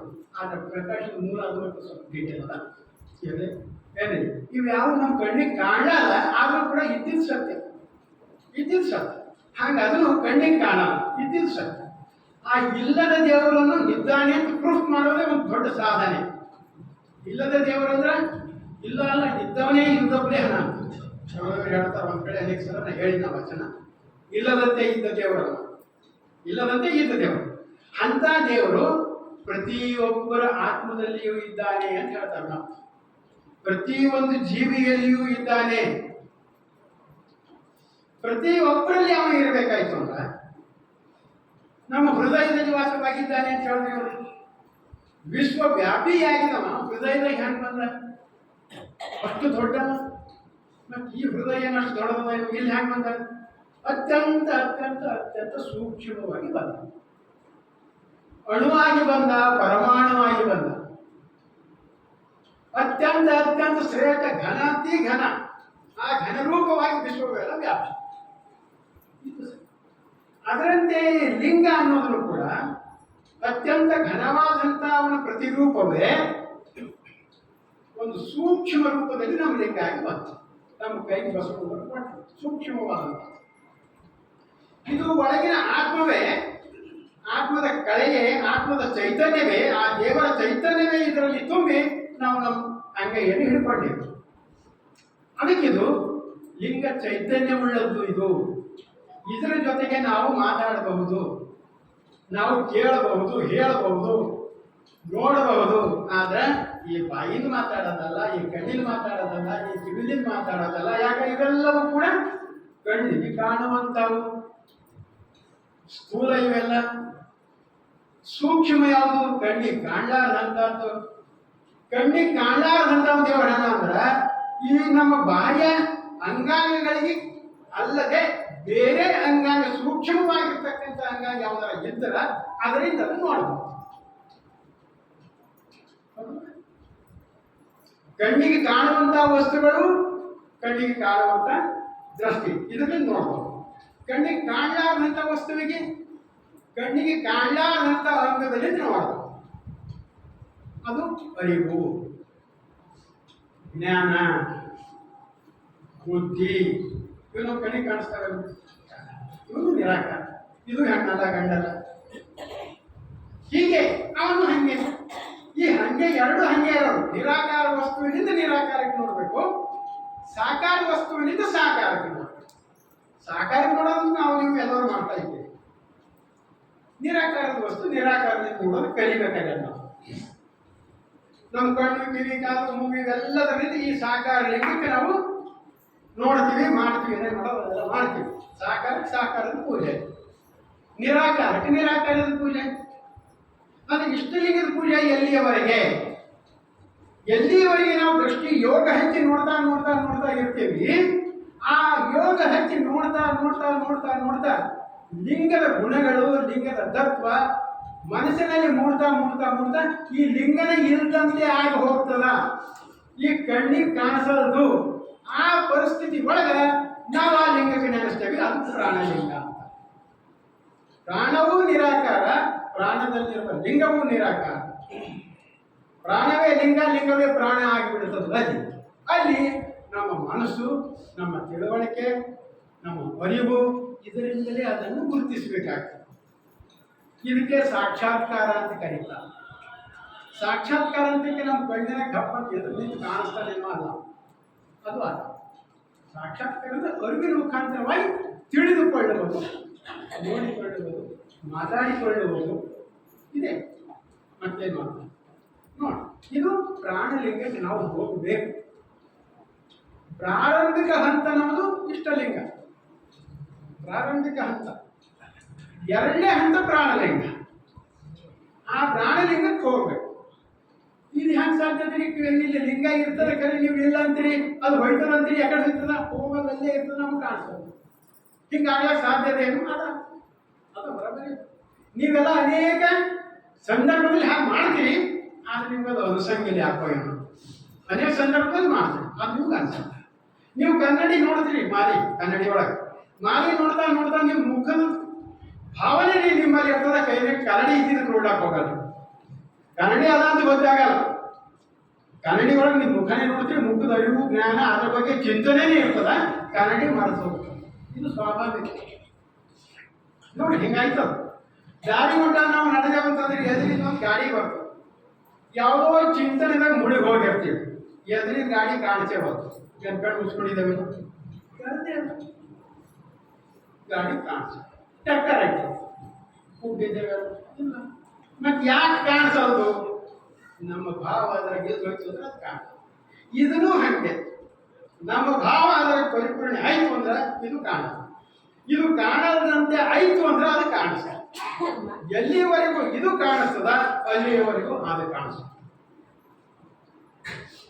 ಬಾಹ್ಯ ಪ್ರಪಂಚದಲ್ಲಿ ನಮ್ಮ ಮನಸ್ಸು, ಬುದ್ಧಿ, ತಿಳುವಳಿಕೆ, ಜ್ಞಾನ ಇವೆಲ್ಲ ಬಾಹ್ಯ ಪ್ರಪಂಚದಲ್ಲಿ ಎಲ್ಲಿಯವರೆಗೆ ಓಡಾಡ್ತವ ಅಲ್ಲಿಯವರೆಗೆ ಬಾಹ್ಯ ವಸ್ತುವಿನ ಬಗ್ಗೆನೇ ಕಲ್ಪನಾ ಇರ್ತದೆ. ಬಾಹ್ಯ ಪ್ರಪಂಚದಲ್ಲಿ ನಮ್ಮ ಬುದ್ಧಿ, ನಮ್ಮ ಜ್ಞಾನ, ನಮ್ಮ ಅರಿವು ಆಂತರಿಕವಾಗಿ ಒಳಗೆ ಹೋಗ್ಬೇಕು. ಯಾಕಂದ್ರೆ ಹೇಳಿದ್ರಲ್ಲ, ನಮ್ಮ ಹೃದಯ ಕಮಲದಲ್ಲಿ ವಾಸವಾಗಿದ್ದಾರೆ. ಹೃದಯ ಕಮಲದ ಒಳಗಿದ್ದವನ್ನ ಅವನಿಗೆ ನೋಡೋದಲ್ಲ ನಾವು. ಏನು ಹೊರಗೆ ತೆಗೆದು ಕೈದಾಗ ಇಟ್ಕೊಂಡು ನೋಡ್ಲಿಕ್ಕೆ ಬರ್ತದ? ಬರೋದು ಹೊರಗೆ ತೆಗಿಯಕ್ಕೆ ಬರೋದು, ತೆಗೆದಿಲ್ಲ. ಅದಕ್ಕೆ ನಮ್ಮ ಅರಿವು, ನಮ್ಮ ಬುದ್ಧಿ ಒಳಗೆ ಇಳಿಸ್ಬೇಕು. ಇದು ಹ್ಯಾಂಗ ಸಾಧ್ಯದ ಅಂದ್ರೆ ಆ ಸ್ಟೇಜಿಗೆ ಬರ್ತಾ ಬರ್ತಾ ಬರ್ತಾ ಬಂದ್ರೆ ಸಾಧ್ಯ ಅಷ್ಟೇ. ಇದು ಸಿದ್ಧ ಮಾಡಿ ತೋರಿಸೋದೇನು ಸಾಧಲ್ಲ. ಅದಕ್ಕೆ ನಿಮಗೆ ಯಾರ ಎಂದರ ನಾ ದೇವರಿಗೆ ತೋರಿಸ್ತೇನೆ ಎಂಬ ಗಂಟು ಬಿದ್ದರೆ ಅವ ಅಲ್ಲ ಅಂತ ತಿಳ್ಕೋಬೇಕು. ತೋರ್ಸೋ ವಸ್ತುನೆಲ್ಲ ತೋರಿಸ್ತಾನೆ ಯಾರ ಬಂದು ಹೇಳ್ತೀವ ಸಾಧ್ಯ ಇಲ್ಲ, ಅವ್ರು ಅಲ್ಲ, ಮಾತಲ್ಲ, ಅವನು ಆ ವ್ಯಕ್ತಿ ಅಲ್ಲ ಅಂತ ತಿಳ್ಕೋಬೇಕು. ಅದಕ್ಕೆ ಈ ರೂಪದಲ್ಲಿ ನೋಡಬಹುದು. ಇದಕ್ಕೆ ಸಾಕ್ಷಾತ್ಕಾರ ಅಂತ ಕರೀತಾರೆ. ಅದಕ್ಕೆ ಶರಣರು ಎಲ್ಲರೂ ಏನ್ ಮಾಡಿದ್ರು, ತಮ್ಮ ತಮ್ಮ ವಚನಗಳ ಕೆಳಗೆ ಏನಪ್ಪ ಅಂದ್ರೆ ಮುದ್ರಾ ಇಟ್ರು. ಮುದ್ರಾ ಅಂಕಿತನಾಗಿ ಹೆಸರು ಅಂಕಿತನಾಮ, ಅದು ಅವ್ರ ಸಿಗ್ನೇಚರ್ ಇದ್ದಂಗೆ. ವಚನ ಬರೆದವ್ರ ಸಿಗ್ನೇಚರ್ ಇದ್ದಂಗೆ. ಆ ಸಿಗ್ನೇಚರ್ ತೆಗೆದು ಮತ್ತೊಂದು ನಾವು ಹಾಕ್ಲಾಕ್ ಬರ್ತದೆ ಏನ್ರಿ? ಬಂದತಿಗೆ ಅದು ತಪ್ಪು. ಅವ್ರು ಮಾಡಿದಂಥ ವಚನಕ್ಕೆ ನಾವು ಏನಾರು ಒಂದೆರಡು ನುಡಿ, ಒಂದೆರಡು ಶಬ್ದ, ದೀರ್ಘ, ರಸ್ವ ಏನಾರು ತೆಗೆದು ನಾವು ಹಾಕ್ಲಾಕ್ ಬರ್ತದೆ ಏನ್ರಿ? ಬರೋದು. ಬಂದ್ರೆ ಅದು ತಪ್ಪು, ಬರೋದೇನೆ ಮಾಡಿದ್ರೆ ತಪ್ಪು. ಅದಕ್ಕೆ ಅವರು ಅಂಕಿತ ನಾಮ ಮಾತ್ರ, ಅವರಿಗೆ ಮಾತ್ರ ಅಧಿಕಾರ. ಬಹುತೇಕ ಒಮ್ಮೆ ಮಾಡಿದ್ದು ಮತ್ತೊಮ್ಮೆ ಮಾಡಕ್ಕೆ ಅವರು ಕೂಡ ಭಾಗವಹಿಸೋ ಅಧಿಕಾರ ಕಳ್ಕೊಂಡಿದ್ದಾರೆ. ನಾ ಮಾಡಿದ ಅದು ಆಗಿನ ತಪ್ಪಲ್ಲ, ಈಗ ಮತ್ತೆ ಇದು ಹೇಳ್ತೇನೆ ಅಂತ ಹೇಳ್ಬೋದು. ಅದು ಸತ್ಯನೇ. ಈ ಸ್ಥಿತಿ ಅದು ಅದಕ್ಕೆ ಅವರು ತಮ್ಮ ಇಷ್ಟಲಿಂಗಕ್ಕ ಹೆಸರಿಟ್ಟರು. ಹೇಳದಲ್ಲ, ಕೂಡಲ ಸಂಗಮ ದೇವ, ಚನ್ನಮಲ್ಲಿಕಾರ್ಜುನ ದೇವ, ರಾಮನಾಥ, ಅನೇಕ ಹೆಸರುಗಳು. ಪ್ರತಿಯೊಬ್ಬರು ವಚನಗಳಿಗೂ ಒಂದೊಂದು ಹೆಸರುಗಳಿವೆ. ಅವು ಸ್ಥಾವರಲಿಂಗದ ಹೆಸರಾಗಿರ್ಬೋದು, ಮತ್ಯಾವುದೇ ರೂಪದ ಹೆಸರಾಗಿರ್ಬೋದು. ಅವೆಲ್ಲವೂ ತಮ್ಮ ಇಷ್ಟಲಿಂಗಕ್ಕೆ ಮಾತ್ರ ಇಟ್ಟಂತ ಹೆಸರು. ಸ್ಪಷ್ಟವಾಗಿ ತಿಳ್ಕೋಬೇಕು. ಹೊರಗೆ ಯಾವುದೇ ಸ್ಥಾವರಕ್ಕೆ ಇಟ್ಟಂತ ಹೆಸರು ಅಲ್ಲವೇ ಅಲ್ಲ. ಅವ ಈ ಶರಣರಾಗಿ ಕಲ್ಯಾಣಕ್ಕೆ ಬಂದ ಶರಣರಾಗೋದಕ್ಕಿಂತ ಪೂರ್ವದಲ್ಲಿ ಎಲ್ಲರೂ ಈ ಮಟ್ಟದ ಜ್ಞಾನಿಗಳಿದ್ರೆ ಅನ್ನುವಂಥ ಇಲ್ಲ. ಆದರೂ ಕೂಡ ಎಲ್ಲರೂ ಅಷ್ಟೇ ದಡ್ಡರು ಇದ್ದಿಲ್ಲ. ಅನೇಕ ಜನರು ಭಕ್ತಿವಾನರಿದ್ದರು. ತಮ್ಮ ತಮ್ಮ ಭಕ್ತಿಯೊಳಗೆ ತಮ್ಮ ಏನಂತೀರಿ ರಾಜ್ಯಗಳದಾಗ ಅತ್ಯಂತ ಪ್ರಭಾವಶಾಲಿಯಾಗಿ ಎಲ್ಲ ಕಡೆ ಅವ್ರ ಚರ್ಚೆ ನಡೀತಿತ್ತು. ಅಂತ ಜನರು ಇದ್ದರು. ಈ ಕಾಶ್ಮೀರದಿಂದ ಮಹಾರಾಜ ಬಂದರು ಅಂತ ಹೇಳ್ತಾರಲ್ಲ, ರಾಜ ಇದ್ದರೆ ಮತ್ತು ಅವ್ರದ್ದೇನು ಎಷ್ಟು ಅವ್ರದ್ದು ಇರಲಿಕ್ಕಿಲ್ಲ ಅಲ್ಲಿ. ಅವರು ಏನಪ್ಪ ಅಂದ್ರೆ ಅತ್ಯಂತ ಭಕ್ತಿವಾನರು. ನಿತ್ಯ ಜಂಗಮಾರಾಧನೆ ಮಾಡಿ ಲಿಂಗ ಪೂಜೆ ಮಾಡಿಸ್ತಾರೆ, ಊಟ ಮಾಡಲಾರ್ದವರು ಅಂಥವರೆಲ್ಲ ಇದ್ರು. ಪುಣ್ಯತರಿದ್ರು, ಎಲ್ಲರೂ ಇದ್ರು. ಆದರೆ ಅನೇಕ ಜನ ಪಕ್ಷಕ್ಕೆ ಬರಲಾರ್ದವರು ಇದ್ರು. ಅತ್ಯಂತ ತುಳಿತಕ್ಕೆ ಒಳಗಾದವರಿದ್ದರು. ಜನರಿಂದ ದೂಷಣೆಗೆ ಒಳಗಾದವರಿದ್ದರು, ಶೋಷಣೆಗೆ ಒಳಗಾದವರಿದ್ದರು. ಅವರೆಲ್ಲರೂ ಕೂಡ ಬಂದರು. ಅವರು ಕೂಡ ಆ ಮಟ್ಟಕ್ಕೆ ಬೆಳೆದ್ರು ಇವ್ರ ಜೊತೆಗೆ. ಅದಕ್ಕೆ ನಾವೇನು ತಿಳ್ಕೊಬೇಕಂತಂದ್ರೆ, ನಮ್ಮ ಲಿಂಗಕ್ಕೆ ಹೆಸರು ಕೊಟ್ಟಲ್ಲ, ಆ ಹೆಸರು ಅದು ನಾವು ಸಾಮಾನ್ಯವಾಗಿ ನೋಡುವ ದೃಷ್ಟಿಯಲ್ಲಿ ಸ್ಥಾವರ ರೂಪದ್ದಾಗಿ ಕಾಣಬಹುದು. ಆದರೆ ಅದಕ್ಕೆ ಹೆಸರಲ್ಲ, ತಮ್ಮ ಇಷ್ಟಲಿಂಗಕ್ಕೆ, ಪ್ರಾಣಲಿಂಗಕ್ಕೆ, ಭಾವಲಿಂಗಕ್ಕೆ ಇಟ್ಟಂತ ಹೆಸರು. ಈ ಇಷ್ಟಲಿಂಗ, ಪ್ರಾಣಲಿಂಗ, ಭಾವಲಿಂಗ ಅಂತಂದ್ರೆ ಒಬ್ಬರು ಬೇರೆ ಬೇರೆ ಅವೇ ಏನಿರುತ್ತೆ ಯಾವ ಕೇಳಿದ್ರೆ ಹಂಗೇನಲ್ಲ. ಒಂದೇ ಲಿಂಗ ಆ ಸ್ಥಾನಕ್ಕೆ ಹೋದಾಗ ಆ ಹೆಸರು ಕೊಡ್ತದೆ. ಇಷ್ಟಲಿಂಗ ಪ್ರಾಣಕ್ಕೆ ಹೋಯ್ತು ಅಂದ್ರೆ ಪ್ರಾಣಲಿಂಗ ಅನಿಸ್ಕೊತದ, ಭಾವಕ್ಕೆ ಹೋದ್ರೆ ಭಾವಲಿಂಗ ಅನಿಸ್ಕೊತದೆ. ಇಷ್ಟಲಿಂಗದಕ್ಕಿಂತ ಪ್ರಾಣಲಿಂಗ ಸೂಕ್ಷ್ಮ, ಪ್ರಾಣಲಿಂಗದಕ್ಕಿಂತ ಭಾವಲಿಂಗ ಅತಿ ಸೂಕ್ಷ್ಮ. ಅದಕ್ಕೆ ಪ್ರಭುದೇವರು ಹೇಳಿದ್ರು, ಈಗ ಎಲ್ಲ ಕಡೆ ದೇವರಿದ್ದಾನೆ ಅಂತ ಹೇಳಿದ್ರೆ ಪ್ರಭುದೇವರು ಏನಂತಾರೆ, ದೇವರು ಸರ್ವವ್ಯಾಪಿ ಅಲ್ಲ. ಅವ್ರು ಹಿಂಗೆ ಹೇಳ, ಅವ್ರು ಹೇಳಿದ ಮಾತೆ ಹೇಳತ್ತಿಲ್ಲ. ದೇವರು ಸರ್ವವ್ಯಾಪಿ ಅಲ್ಲ. ಮತ್ತೆ ಹೆಂಗ್ರಿ, ಭಾವದ ಮರೆಯ ಬ್ರಹ್ಮನಾಗಿದ್ದಾನೆ ಅಂತ. ಎಲ್ಲಿ ಭಾವನೆ ಇದೆಯೋ ಅಲ್ಲಿ ಬ್ರಹ್ಮ ಇದ್ದಾನೆ.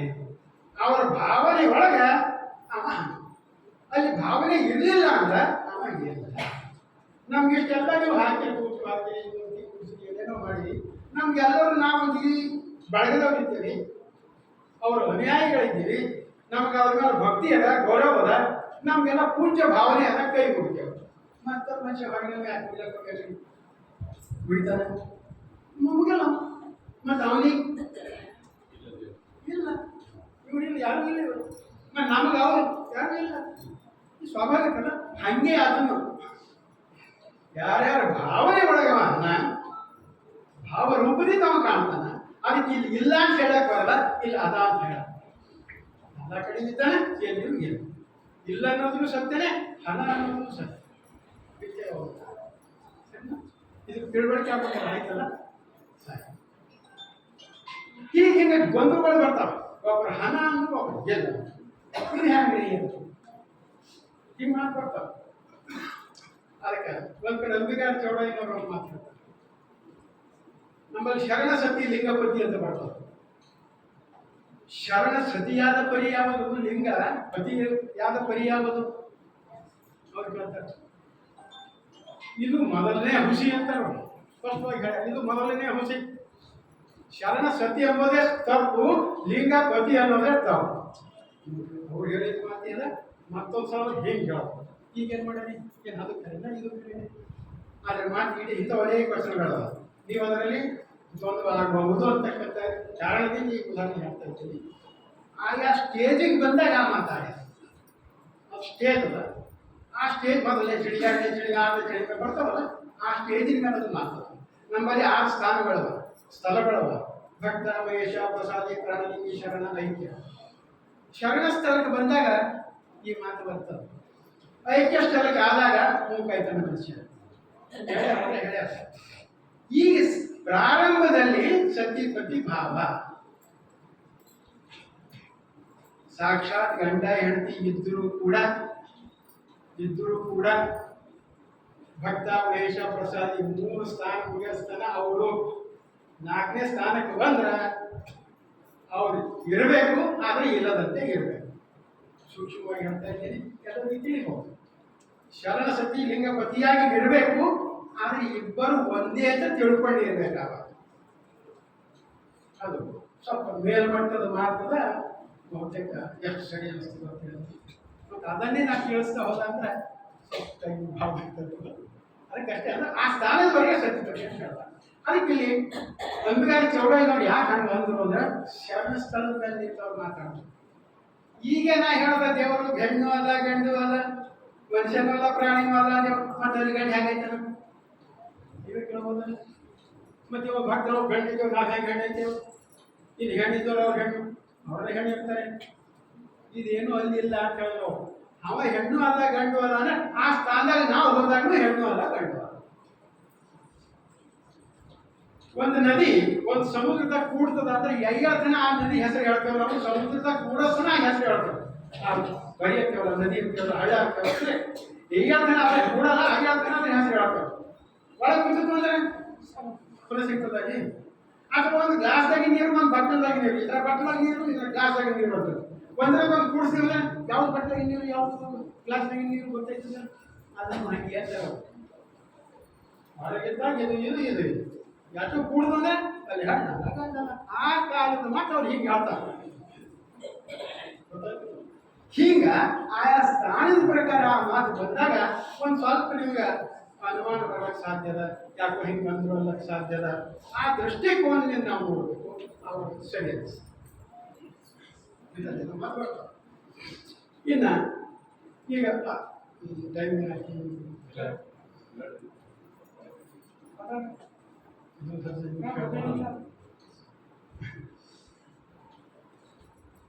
ಸಾಮಾನ್ಯವಾಗಿ ಈಗಲೇ ನಾ ಹೇಳ್ದ, ಕಣ್ಣಿಗೆ ಕಾಣುವಂತಹ ವಸ್ತುಗಳು, ಕಾಣದೇ ಇರುವಂತಹ ವಸ್ತುಗಳು ಯಾರವ? ನಿರಾಕಾರ, ಸಾಕಾರ. ಇವೆಲ್ಲವೂ ಸಾಕಾರ. ನಿರಾಕಾರ ಯಾವುದು? ಕರೆಂಟ್ ಕಣ್ಣಿಗೆ ಕಾಣಿಸೋದು. ಬೆಳಕು ಕಾಣಿಸ್ತದೆ, ಜನ ತಿರ್ಗಾದ ಕಾಣಿಸ್ತದೆ. ಕರೆಂಟ್ ಕಣ್ಣಿಗೆ ಕಾಣಿಸ್ತದೆ. ಕೈಲಿ ಮುಟ್ಟಿದಾಗ ಶಾಕ್ ಹೊಡಿತದೆ. ಇಲ್ಲೆಲ್ಲ ಇಲ್ಲ ನೋಡಿದ್ರೆ ಗೊತ್ತಾಗತ್ತೆ. ಹೌದಲ್ಲ? ಹೇಗಾಯ್ತದ? ಅದು ನಿರಾಕಾರ. ಶಕ್ತಿ ನಿರಾಕಾರ. ಅಲ್ಲ, ಈ ನಿರಾಕಾರ ಅದನ್ನೇ ಉದಾಹರಣೆ ಕೊಟ್ಟಿನಲ್ಲ, ಅವು ನಿರಾಕಾರ. ಈ ಸಾಕಾರದ ಪೂಜೆ ಎಲ್ಲಿವರೆಗೂ ನಡೀತದ ಅಲ್ಲಿಯವರೆಗೂ ಬೇಕು. ನಾವು ಭಕ್ತ ಅನಿಸ್ಕೊಳ್ಳಕ ಅಷ್ಟಾವರಣಗಳ ಚಿಹ್ನೆಗಳು ನಮ್ಮ ಮೇಲೆ ಇರಬೇಕು. ಅಷ್ಟಾವರಣ ಯಾವ್ರಿ? ಗುರು, ಲಿಂಗ, ಜಂಗಮ, ವಿಭೂತಿ, ರುದ್ರಾಕ್ಷಿ, ಮಂತ್ರ, ಪಾದಕ, ಪ್ರಸಾದ, ಉಂಟು. ಇವು 8 ನಮ್ಮ ಅಂಗದ ಮೇಲೆ ಇರಬೇಕು. ಅವು ನಮ್ಮ ಕಣ್ಣಿಗೆ ಕಾಣಿಸಬೇಕು. ಅವು ಸಾಕಾರ. ಆ ಸಾಕಾರ ಬಿದ್ದು ನಾವು ಸಾಕಾರದ ಪೂಜೆ ಮಾಡ್ತೇವೆ, ಅದು ಇಷ್ಟಲಿಂಗ ಪೂಜೆ. ಪ್ರಾಣಲಿಂಗಕ್ಕೆ ಹೋದೆವಂದ್ರ ಗುರುವಿನ ಅವಶ್ಯಕತೆ ಇಲ್ಲ, ಲಿಂಗದ ಅವಶ್ಯಕತೆ ಇಲ್ಲ, ಜಂಗಮದ ಅವಶ್ಯಕತೆ ಇಲ್ಲ, ವಿಭೂತಿ, ರುದ್ರಾಕ್ಷಿ, ಮಂತ್ರ, ಪಾದಕ ಯಾವುದು ಅವಶ್ಯಕತೆ ಇಲ್ಲ. ಬರೀ ಭಕ್ತಿ ಇವು ಬೇಕಲ್ಲ, ಅವು ಏನಾಗ್ತವೆ? ಅವುದರಿಂದ ಅವ್ರು ಪೂಜೆ ಮಾಡೋದು ಆ ನಿರಾಕಾರದ ವಸ್ತುಗಳು. ಅದಕ್ಕೆ ನಾವು ಇದು ಎಯ್ಯತನ ಇರಬೇಕು. ಪ್ರಾರಂಭಿಕ ಅವಸ್ಥೆಗೆ ಇವೆಲ್ಲ ಬೇಕು ಅಂತಿರ್ಕೇನೆ. ನಿರಾಕಾರಕ್ಕೆ ಹೋದಾಗ ಇವೆಲ್ಲ ಬಿಡಬೇಕೇನು ಅನ್ನೋ ಮಾತು ಬರ್ತದೆ. ಬಿಡಬಾರದು. ಯಾಕೆ ಬಿಡಬಾರದು ಅಂದ್ರೆ ನಮ್ಮ ಸಲಕ್ಕೆ ಕಲ್ದ್ರೂ ನಮ್ಮ ಕೆಳಗಿನವ್ರ ಸಲಕ್ಕೆ ಅದು ಕಾಣುವಂತೆ ಇರಬೇಕು. ಅವ್ರಿಗೆ ನಮ್ಮ ಪ್ರಭಾವ ಆಗಬೇಕು, ಅವ್ರ ನಾಮತೆ ಆಗಬೇಕು, ಅವ್ರು ಹೆಚ್ಚು ಅಂತ ಬೇಕು. ಲಿಂಗನೂ ಬೇಕಾಗಲ್ಲ ಅಂತ ಪ್ರಭುದೇವರು ಒಂದು ಕಡೆ ಹೇಳ್ತಾರೆ. ಮಾಡಿ ಏನಿಂದ ಚಿಡಿದೇನೋ ಅವಶ್ಯಕತೆ ಅದ. ಚಿಡಿ ಅಂದ್ರೆ ಗೊತ್ತಾಯ್ತದ, ಕಣ್ಣು ಏಣಿ ಅಂತೇವಲ್ಲ, ಮೆಟ್ಟಲು ಯಾವ್ಯಾವ ಬೇಕು, ಮಾಡಿ ಏನಾಗಬೇಕು, ಹೇಳೋದು ಹಂಗೆ ಮುಗೀತು ಅಂತಾನೆ ಅದಕ್ಕೆ ಹಂಗೆ ಅದನ್ನು ಹೇಳ್ತಾರೆ. ಆದರೂ ಕೂಡ ನಮಗಾಗಿ ಇನ್ನುಳಿದವರಿಗಾಗಿ ಅದು ತ್ಯಜಿಸಬಾರ್ದು ಅಂತ ನಿಯಮ ಮಾಡ್ಯಾರ.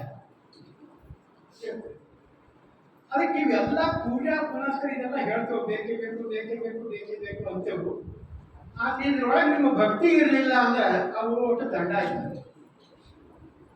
ಯಾರು ಪೂಜೆ ಮಾಡಿದ್ರು ದಂಡನೆ, ನೀವು ಏಸ್ ಕೊಡ ನೀರು ಹಾಕೊಂಡು ದಂಡನೆ, ಎಷ್ಟು ಬತ್ತಿ ಹಚ್ಕೊಂಡು ದಂಡನೆ, ಹೂವು ಬತ್ತಿ ಹಚ್ಕೊಂಡು ದಂಡ, ಎಲ್ಲ ದಂಡನೆ ಆಯ್ತು. ಭಕ್ತಿ ಮುಖ್ಯ, ಭಕ್ತಿ ಇರ್ಬೇಕು. ಅವೇನು ಏನು ಹೋದ್ರೆ ಭಕ್ತಿ ಇರಬೇಕು. ಈಗ ಅನೇಕ ದೇವಾಲಯಗಳಲ್ಲಿ ಹೊರಗಿನ ದೇವರು, ಗುಡಿ ದೇವರು ಎಂಥದ್ದು ಏನೇನು ಬೇಕಂತಾರೆ ಅವರು, ಗರಿಬರಿಗೆ ಅದು ಮಾಡಕ್ಕೆ ಸಾಧ್ಯದೇನು? ಸಾಧ್ಯ ಇಲ್ಲ. ನಮ್ಮದೇ ಆಜುಬಾಜು ದೇವರುಗಳಿಗೆ ಹೋಗಿ ಏನೇನೋ ಬೇಡ್ತಾನೆ ದೇವರು, ಭಾಳ ಬೇಡ್ತಾನ. ಮತ್ತು ಅವನು ನಮ್ಗೇನು ಹೊಡೆದಿದ್ದೇವೆ, ಬೇಡೇ ಬೇಡ್ತಾನೆ, ಬೇಡೋದ್ರಿಗೆ ಕಾಡ್ತಾನೆ, ಬಿಡೋದು ಏನಾರು ಮಾಡ್ತಾನೆ, ನಮ್ಮಲ್ಲಿ ಬರ್ಸ್ಕೋ ಶಕ್ತಿ ಎಲ್ಲ ನಮ್ಮಲ್ಲಿ ತರಿಸ್ಕೊತಾನೆ, ಅದೆಲ್ಲ ಮಾಡಿಸ್ಕೊತಾನೆ ನಿಮ್ಮ ಕೈಯಲ್ಲಿ. ನಮ್ಮ ಲಿಂಗಪ್ಪ ಅಂತ ಅಲ್ಲವೇ ಅಲ್ಲ. ಇವತ್ತಿಗೆ ಯಾರಿಗಾರ ಏನಾರು ಬೇಡೇನೇನ್ರಿ? ಏನು ಬೇಡ, ಏನು ಬೇಡ. ಏನಾರು ರೊಕ್ಕ ರೂಪಾಯಿ ಯಾವ ಸಲ ಖರ್ಚು ಮಾಡಿದ್ರೇನ್ರಿ? ಬರೀ ನೀರು ಹೋಗೋ ಆಸ್ಪತ್ರೆ ಸಾಕು, ಪುಕ್ಷಟೆ ಸಿಗವೆ, ಅದಿಟ್ಟೆ ಸಾಕು. ಇನ್ನು ಇವತ್ತಿಗೆ ಎಲ್ಲಾರು ಒಂದು ಮಾಡೇ ರೊಕ್ಕ ಹತ್ತಿರ್ಬೇಕು, 5 ರೂಪಾಯಿ ಕೊಟ್ಟರೆ 1 ವರ್ಷ ನಡೀತದೆ ಭಾಳ ಮಾಡಿ, ಹಾಗಷ್ಟೇ ಇಲ್ಲ, ಏನು ಇಲ್ಲ. ಅದಕ್ಕಾಗಿ ಲಿಂಗಪ್ಪ ಏನು ಬೇಡವಲ್ಲ, ಕಾಡವಲ್ಲ, ಸೊಡೆ ತೋರುವವಲ್ಲ, ಏನು ಅಲ್ಲಿ ನೀವು ಹೇಳಿದ್ದು ಕೇಳೋಣ, ಕೇಳಿದ್ರು ಕೊಡ. ಇಷ್ಟ ಲಿಂಗ ಅಂತ, ಇಷ್ಟ ಅಂದರೆ ಬೇಡಿಕೆ ನಮ್ಮ ಮನಸ್ಸು ಏನು ಬೇಡ್ಕೋದು ಕೊಡೋದು, ನಮ್ಮ ಇಷ್ಟ ಏನಾದ್ರು ಪೂರೈಸೋದು. ಆದರೆ ಹೆಸರು ಇಷ್ಟ ಬೇಕು, ಮತ್ತು ಇನ್ನೇನು ಬೇಕು ಅದಕ್ಕಿಂತ ಹೆಚ್ಚಿಗೆ. ಅದಕ್ಕೆ ಅವನಿಗೆ ಏನು ಬೇಕು? ಇವೆಲ್ಲದಕ್ಕಿನ್ನೂ ನಿಮ್ಮ ಭಕ್ತಿ ಬೇಕು. ಮೊದಲನೇದಾಗಿ ನಿಮ್ಮ ನಂಬಿಕೆ ಬೇಕು. ಆನಂತರ ಏನು ಬೇಕು? ಭಕ್ತಿ, ನಂಬಿಕೆ. ಈಗ ಇತ್ತು ಅಂದರೆ ಸಾಕು, ನಾವು ಬಿಲ್ಕುಲ್ ನಿಮ್ಮವನೇ, ಏನು ಅದರಲ್ಲಿ ಸಂಶಯ ಇಲ್ಲ, ಏನು ಅರ್ಥಲ್ಲ. ಅದಕ್ಕೆ ನಮ್ಮ ಕಸ ಗುಡಿಸುವ ಸತ್ಯಕ್ಕೆ ಒಂದು ಕಡೆ ಹೇಳ್ತಾರೆ, ಅರ್ಚನೆ ಪೂಜನೆ ನೇಮವಲ್ಲ, ಮಂತ್ರ ತಂತ್ರ ನೇಮವಲ್ಲ, ಧೂಪ ದೀಪಾರತಿ ನೇಮವಲ್ಲ, ಪರಧನ ಪರ ಸ್ತ್ರೀ ಪರ ದೈವಗಳಿಗರಗದಿಪ್ಪುದೇ ನೇಮ. ಇವೇ ಶಂಭು ಜಕ್ಕೇಶ್ವರನಲ್ಲಿ ನಿತ್ಯ ನೇಮ ಕಾಣಿರಣ್ಣ ಅಂತ ಹೇಳ್ತಾರೆ. ಈ ಧೂಪ ದೀಪ ಮಂತ್ರ ತಂತ್ರ ಇವ್ಯಾವ ಅವಶ್ಯಕತೆ ಇಲ್ಲ ಅಂತ ಹೇಳ್ತಾರೆ. ಯಾವ ಅವಶ್ಯಕತೆ ಇಲ್ಲ. ಖರೇ ಮಾತಂದ್ರೆ ಏನ್ ಬೇಕು? ಪರಧನ, ಇನ್ನೊಬ್ಬರ ಧನ ನಮ್ಮದು ಅಂತ ಆಶೆ ಪಡಬಾರ್ದು. ನಿಮ್ಮ ಸ್ವ ಇಚ್ಛೆಯಿಂದ, ಸ್ವಂತ ಶ್ರಮದಿಂದ, ಸ್ವಂತ ಜ್ಞಾನದಿಂದ ಏನು ಗಳಿಸ್ರಿ ಯಾವ್ದು ಗಾಳಂತೆ ಬೇಕಾದಷ್ಟು ಗಳಿಸ್ರಿ. ಆ ಗಳಿಕೆಯಲ್ಲಿ ಪ್ರಾಮಾಣಿಕತೆ ಇರಬೇಕು, ಅಷ್ಟೇ. ಕಳಿಸಿ. ಪರಧನ ನನ್ನದೊಂದು ಬಯಸಿದಾಡ್ರಿ, ಪರಸ್ತ್ರೀ ನನ್ನವಳು ಅಂತ ಬಯಸಿದಾಡ್ರಿ. ಲಗ್ನ ಮಾಡ್ಕೋಬೇಡ್ರಿ ಅಂತ ಎಲ್ಲಿ ಹೇಳಿಲ್ಲ. ಚಂದ್ರಿಗೆ ಲಗ್ನ ಆಗ್ಯಾವ, ಮಕ್ಕಳಾಗ ಇಲ್ಲ, ಅದನ್ನು ಹೇಳಿಲ್ಲ. ಆದ್ರೆ ಲಗ್ನ ಆದ ನಂತರ ಇನ್ನೊಂದು ಸ್ತ್ರೀ ಇರಬಾರ್ದು, ಅಥವಾ ಲಗ್ನ ಆಗಿದೆ ಹೆಣ್ಮಗ ಇನ್ನೊಂದು ಗಂಡನ ಕೈ ಲೆಕ್ಕ ಹಾಕಬಾರ್ದು. ಹೀಗೆ ಪರ ಅನ್ನೋ ಮಾತು ಬರ್ತದಲ್ಲಿ, ಆ ಪರ ಅನ್ನೋದ್ರೆ ಸಿಗಿರಬಾರ್ದು. ಪರ ದೈವ ಅದರ ಪ್ರೇಮೆ, ಇನ್ನೊಂದು ದೈವಕ್ಕೆ ಯಾರಿಗೂ ಬೇಡ್ರಿ. ನಿಮ್ಮ ಲಿಂಗಕ್ಕೆ ಬಿಟ್ಟು ದೇವರೇ ಇಲ್ಲ ಅಂತ ಹೇಳಿದೇವಲ್ಲ, ಮತ್ತೆ ಇನ್ನೊಂದಾದ್ರೆ ದೇವರು ಅಲ್ಲವೇ ಅಲ್ಲ, ಮತ್ತೆ ಅದಕ್ಕೆ ಯಾಕೆ ಯಾರಿರ್ತೀರ? ಇವು ಬೇಕು ಅಂತ ಯಾರು ಸಾಕಾಗಿ ಹೇಳ್ತಾರಿಲ್ಲ. ಇದ್ದವು ಅನೇಕ ವಚನಗಳು ಬರ್ತಾವೆ, ಭಾಳ ವಚನಗಳು ಬರ್ತಾವೆ. ಆ ವಚನಗಳೆಲ್ಲ ನಿಮ್ಮ ನಡತೆ ಮೇಲೆ ಅಭಾವ, ನಡತೆಗೆ ಸಂಬಂಧಪಟ್ಟಿವೆ. ಈ ನಡತೆ ಇರಬಾರ್ದು. ನಮ್ಮ ಬಸವಣ್ಣನವರು ಸಪ್ತ ಸೂತ್ರಗಳು ಬರ್ತದೆ, ಕಳಬೇಡ ಫಲಬೇಡ ನೋಡಿ, ಅದ್ರಾಗೇ ಹೇಳ್ತಾರೆ. ಕಳ್ತನ ಮಾಡಬಾರ್ದು, ಸುಳ್ಳು ಹೇಳಬಾರ್ದು, ತಾನು ಮೇಲಂತದ್ದು ಹೇಳ್ಕೋಬಾರ್ದು, ನಿಂದ ಮಾಡಬಾರ್ದು, ಇವೆಲ್ಲ 7 ಸೂತ್ರಗಳವಲ್ಲ, ಇವು ಇರಬಾರ್ದು ಅಂತ ಹೇಳಿ. ಮತ್ತು ಅವ್ರು ಹಿಂದೆ ಹೋಯ್ತು ಅಂದ್ರೆ ನಾವು ಎಷ್ಟು ಬದಲಾವಣೆ ಆಯಿತು ನಮ್ದು ನಾವೇ ನೋಡ್ತಾರೆ. ಭಾಳ ಬದಲಾವಣೆ ಬರ್ತದೆ, ನಮ್ಮಲ್ಲಿ ಭಾಳ ಬದಲಾವಣೆ ಬರ್ತದೆ. ಬಹುತೇಕ ಸಲ ನಾನು ಹೇಳಿದ್ದು ಏನೋ ಗೊತ್ತಿಲ್ಲ ಅಂದರೆ ಬರೋದು. ನಾನು ಸಾಮಾನ್ಯವಾಗಿ ಭಾಳ ಚಿಂತನೆ ಮಾಡ್ತೀವಿ, ಒಂದು ಹೇಳಿ ಮತ್ತೊಂದು ಸಲ ಆ ವಿಷಯ ಹೇಳಬಾರ್ದು ಚಿಂತನೆ ಮಾಡಿನೇ ಬರ್ತೀವಿ. ನಿಜವಾಗ್ಲೂ ನಾವು ಸುಮಾರು 15-20 ಸಲ ಬಂದಿರಬೇಕು. ಒಂದು ಸಲ ಹೇಳಿದ ವಿಷಯ ನಡವಳಿಕೆ ಯಾವಾಗ ಒಂದೊಂದು ವಚನ ಎಕ್ಸಾಂಪಲ್ ಬಂದಿರ್ಬೇಕಾದ್ರೆ ಆ ವಿಷಯ ಪರಿವರ್ತನೆ ಮಾಡಿಲ್ಲ ಅಂತ ನನಗನ್ಸುತ್ತೆ. ಮತ್ತು ನಾನು ನೀವು ಒಬ್ಬರಿಗೆ ಒಬ್ಬಾಡ್ರಿ, ನನಗೆ ಇಂಥ ದಿವಸ ಬರಬೇಕು ಅಂದ್ರೆ ನಾನು ಏನು ಹೇಳಬೇಕು ಅಂತ ಸಿಸ್ಟಮ್. ನೀವೆಲ್ಲ ನನಗೆ ವಿಷಯ ಕೊಡಲ್ಲ, ಪಟ್ಟಿ ಇರ್ತಾನಲ್ಲ. ಏನು ಹೇಳಬೇಕು ಅಂತ ಚಿಂತನೆ ಮಾಡ್ತೀನಿ, ಮಾಡಿ ಮಾಡಿ ಸತ್ಯವಾಗಿ ಹೇಳ್ತೀನಿ, ಪ್ರಾಮಾಣಿಕವಾಗಿ ಹೇಳ್ತೀನಿ. ಲಿಂಗ ಪೂಜೆ ಕೂತು ನಾನು ಕೇಳ್ಕೊತೀನಿ ಏನು ಹೇಳ್ಬೇಕು. ನನಗೆ ಅಂತರಾತ್ಮದ ಒಂದು ತ್ವರಿತ ಇದು ಹೇಳಬೇಕು ಅಂತ ಮನಸ್ಸಿನಾಗ ಮೂಡ್ತದ, ರೋಮಾಂಚನ ಆಗ್ತದೆ ಹೇಳಬೇಕಾದ ಆ ವಿಷಯ ಬಗ್ಗೆ ಪ್ರತಿಪಾದನೆ ಅವನಲ್ಲಿ ಕೇಳ್ಕೊತೀನಿ ಕೈ ಮುಗಿದು. ನೋಡಪ್ಪ ತಂದೆ, ನಾನು ಹೋಗ್ತಾ ಇದ್ದೀನಿ, ಇದೆಲ್ಲವೂ ನಿನ್ನದೇ ಭಾರ. ಹ್ಯಾಂಗೆ ಕಳಿಸ್ತೀವೋ ಹ್ಯಾಂಗೆ ವಾಪಸ್ ಕಳಿಸ್ಕೊತೀವೋ ನಿನಗೆ ಬಿಟ್ಟಿತ್ತು. ನಾನು ಏನು ಹೇಳ್ತೇನೋ ಏನು ನನ್ನ ಏನು ಅಲ್ಲ, ನೀ ಏನು ಹೇಳಿಸ್ತೀನಿ ಅದು ಹೇಳ್ತೀನಿ. ಈ ಭಾವನೆಯಿಂದ ಬರ್ತೀವಿ. ಅದಕ್ಕೆ ಇದು ಯಾವುದೂ ನಮ್ಮದಲ್ಲ, ಅವ ಕೊಟ್ಟಿದ್ದ ದೇಣಿಗೆ. ಅವ ಕೊಟ್ಟಿದ್ದನ್ನು ನಾವು ಭೋಗಿಸ್ತೀವಿ, ಅವನಿಗೆ ಬರೀತೀವಿ. ಅದಕ್ಕೆ ನಮ್ಮ ಜೇಡರ ದಾಸಿ ಮೇಲೆ ನಾವು ಹೇಳ್ತಾರೆ, ಗೆಳೆ ನಿಮ್ಮ ದಾನ, ಗಳೆ ನಿಮ್ಮ ದಾನ, ಸುತ್ತಿ ಸುಳಿಯುವ ಗಾಳಿ ನಿಮ್ಮ ದಾನ, ನಿಮ್ಮ ದಾನವನ್ನು ಅಜ್ಜರ ಹೊಗಳು ಪುಣ್ಯಗಳೇನಿವೆ ರಾಮನಾಥ ಹೇಳೋಲ್ಲ. ನೋಡಿ ಹೆಂಗೆ ಈ ಭೂಮಿ ಯಾರು ಕೊಟ್ಟಿದ್ದು, ನಾವು ಕೊಟ್ಟಿದ್ದು. ಅದ್ರಾಗ ಎರಡೆರಡು ಹೊಲ ಹೊಡೆದು ಒಂದು ಎರಡು ದಾಣಿ ಹಾಕಿ ನಾವು ಕಡೆಗೆ ರಾಶಿ ಮಾಡಿದವರು ಬೆಲೆ ಮಾಡ್ಕೊತೀವಿ. ಅಲ್ಲಪ್ಪ ಹೊಲ ನೆಲ ಗಾಳಿ ಬೆಳಕು ಇಲ್ಲೇ ಬಂದು ದಾಣಿಯಾರ ತಗೊಂಡು ನೋಡೋರು ಮಾಡ್ಕೊಂಡು ಹಂಗೆ ಇಟ್ಕೊಂಡು ಜಗತ್ತಿನಾಗ ಯಾರು ಮಾಡೋರು ಇತ್ತು ಹೇಳಿ. ಒಂದು ದಾಣಿ ಮಾಡ್ಲಿಕ್ಕೆ ಬರೋದು ಕಣ್ಣಿಗೆ ಏನು ಮಾಡ್ತಾರೆ, ಆ ಶಕ್ತಿ ಪಟ್ಟಿಲ್ಲ. ಒಂದು ಹನಿ ರಕ್ತ ಮಾಡ್ಲಕ್ಕೆ, ರಕ್ತದ ಒಂದು ಹನಿ ಮಾಡ್ಲಕ್ಕೆ ಬಂದು ಪ್ರಪಂಚದಾಗ ಯಾವುದೇ ವಿಜ್ಞಾನದಿಂದ ಆಗಿಲ್ಲ ಇವತ್ತಿನ ತನ. ಒಂದು ವೇಳೆ ಆಗಿತ್ತು ಅಂದ್ರೆ ಇನ್ನೊಬ್ರಿಗೆ ರಕ್ತ ಕೊಟ್ಟಿದ್ದು ಕೈ ಚಾಚ ಹೋಗೋದು ಗೊತ್ತಿರಲಿಲ್ಲ. ನಾವು ಬೇಕಾದಂಥ ಶ್ರೀಮಂತ ಇದ್ರು ಒಬ್ರಿಗೆ ಕೈ ಚಾಚಬೇಕಾಯ್ತದೆ, ನೀವು ಕಿಡ್ನಿ ಕೊಟ್ಟಿದ್ದು ರಕ್ತ ಕೊಟ್ಟು ನೋಡಿ ಎಲ್ಲ ಎಂಥವ. ಮತ್ತು ಇಷ್ಟು ಮಾಡೋದು ನಮ್ಮಿಂದಾಗಿಲ್ಲ ನಾವು ಏನು ಮಾಡಿ ಸಾಕಸ್ತೇವೆ. ಒಂದು 10 ನಿಮಿಷ ಒಂದು ಅರ್ಧ ತಾಸು ದವಾಖಾನೆಗೆ ಹೋಗಿದ್ದು ಆಕ್ಸಿಜನ್ ಹಚ್ತಾರೆ ಅಂತಂದ್ರೆ 50,000 ಕೊಡ್ರಿ ಅಂತ. ಹುಟ್ಟಿ ಇಷ್ಟು ವರ್ಷ ಆಯಿತು, ಹಗಲ ರಾತ್ರಿ ಏನು ಫ್ರೀ ಆಗಿ ತಗೊಳಂತಿದ್ದೆವು. ಮತ್ತು ಅವ್ನು ಋಣ ಹೇಳಿದ್ರೆ ಇದ್ದಿರ್ಬೇಕಲ್ಲ, ಅದು ಹ್ಯಾಂಗೆ ಕಳಿಬೇಕು.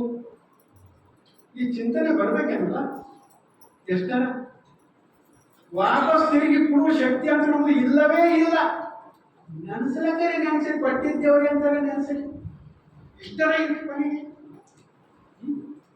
ಅಂತ ಹೇಳೋ ಮಾತು. ಅದಕ್ಕೆ ಸಾಧ್ಯ ಆದಷ್ಟು ನನಗನ್ಸಿದ ಮಟ್ಟಿಗೆ ಈ ವಿಭೂತಿ, ರುದ್ರಾಕ್ಷಿ, ಲಿಂಗ ಇವುಗಳಕ್ಕಿಂತ ಮಹತ್ವವಾಗಿ ನೀವು ನಡತೆ ಶುದ್ಧ ಇರಬೇಕು. ನಿಮ್ಮ ನಡತೆ ಶುದ್ಧ ಇರಬೇಕು. ಸಾಧ್ಯವಾದಷ್ಟು ನೀವು ಸತ್ಯದ ಕಡೆಗೆ ನಡಿಬೇಕು. ಸಾಧ್ಯವಾದಷ್ಟು ಪರಿಪೂರ್ಣವಾಗಿ ನಮಗೆ ಆಗಕ್ಕಿಲ್ಲ ಅಂತ ನಾನು ಭಾವಿಸ್ತೀನಿ. ಶುದ್ಧ ನಡತೆ ಅಷ್ಟು ಪರಿಪೂರ್ಣ ಶುದ್ಧತೆ ಆಗಕ್ಕೆ ನನಗೂ ಸಾಧ್ಯ ಇಲ್ಲ ಅಂತ ನಾನು ಒಪ್ಕೊತೀನಿ. ಆದರೆ ಆಗೇವಲ್ಲ ಅಂತ ಕೈ ಜೋಡಿಸ್ಕೊಂಡ್ರೆ ಏನೂ ಆಗಲ್ಲ, ಏನೂ ಆಗಲ್ಲ. ಎರಡು ಹೆಜ್ಜೆ ನಡೆದೇವು ಅಂದರೆ ಮತ್ತೊಂದು ಎರಡು ಹೆಜ್ಜೆ, ಮತ್ತೊಂದು ಎರಡು ಹೆಜ್ಜೆ ಇಟ್ಟೇವು ಅಂದ್ರೆ ಕೊನೆಗೆ ಒಂದೆರಡು ದಿನ ಸಮಯ ಆದ್ಮೇಲೆ ಹೊರಗಡೆ ಹೊರಗೆ ಬರ್ತದೆ, ತಿರುಗಿಸಿ ಮಾಡ್ತೀವಿ. ಆಗಲ್ಲ ಅಂದ್ರೆ ನಾವು ಊರಿಗೆ ಹಂಗೆ ಹೋಗೋದು ಪ್ರಯತ್ನ ಅದಲ್ಲ, ಹೋಗೋದು ಪ್ರಯತ್ನ ಅದಲ್ಲ. ಹಂಗೆ ಇದು ಪ್ರಯತ್ನ ಇರಬೇಕು. 10 ಮಾಡಿದ್ರೆ ಒಂದೆರಡು ಮಾಡ್ತೇವೆ, 10 ಕೇಳಿದ್ರೆ ಒಂದೆರಡು ನೆನಪಿರ್ತದೆ. ಈ ಭಾವನೆ ಇಟ್ಕೊಂಡು ದಿನಕ್ಕಿಷ್ಟು ಶುದ್ಧ ಆಗಿದೆ, ದಿನಕ್ಕಿಷ್ಟು ಸತ್ಯದ ಕಡೆಗೆ ನಡೆಯಿರಿ, ದಿನಕ್ಕಿಷ್ಟು ಬೆಳಕಿನ ಕಡೆಗೆ ನಡೆಯಿರಿ, ದಿನಕ್ಕಿಷ್ಟು ಜ್ಞಾನವಂತರಾಗಲು ಪ್ರಯತ್ನಿಸಲಿ. ನಮ್ಮ ಪ್ರಯತ್ನ ಇತ್ತು ಅಂದ್ರೆ ಫಲ ಸಿಗೇ ಸಿಗ್ತದೆ. ಪ್ರಯತ್ನವೇ ಇರಲಿಲ್ಲ ಅಂದ್ರೆ ಫಲ ಸಿಗಲ್ಲ. ಮತ್ತು ಅದರಲ್ಲಿ ಮೋಸ ಇತ್ತು, ಅಹಂಕಾರ ಇತ್ತು, ದರ್ಪ ಇತ್ತು, ಅದನ್ನು ಸಿಗುತ್ತೆ. ಅಹಂಕಾರ ದರ್ಪನೂ ಇರಬಾರ್ದು, ಮೋಸನೂ ಇರಬಾರ್ದು.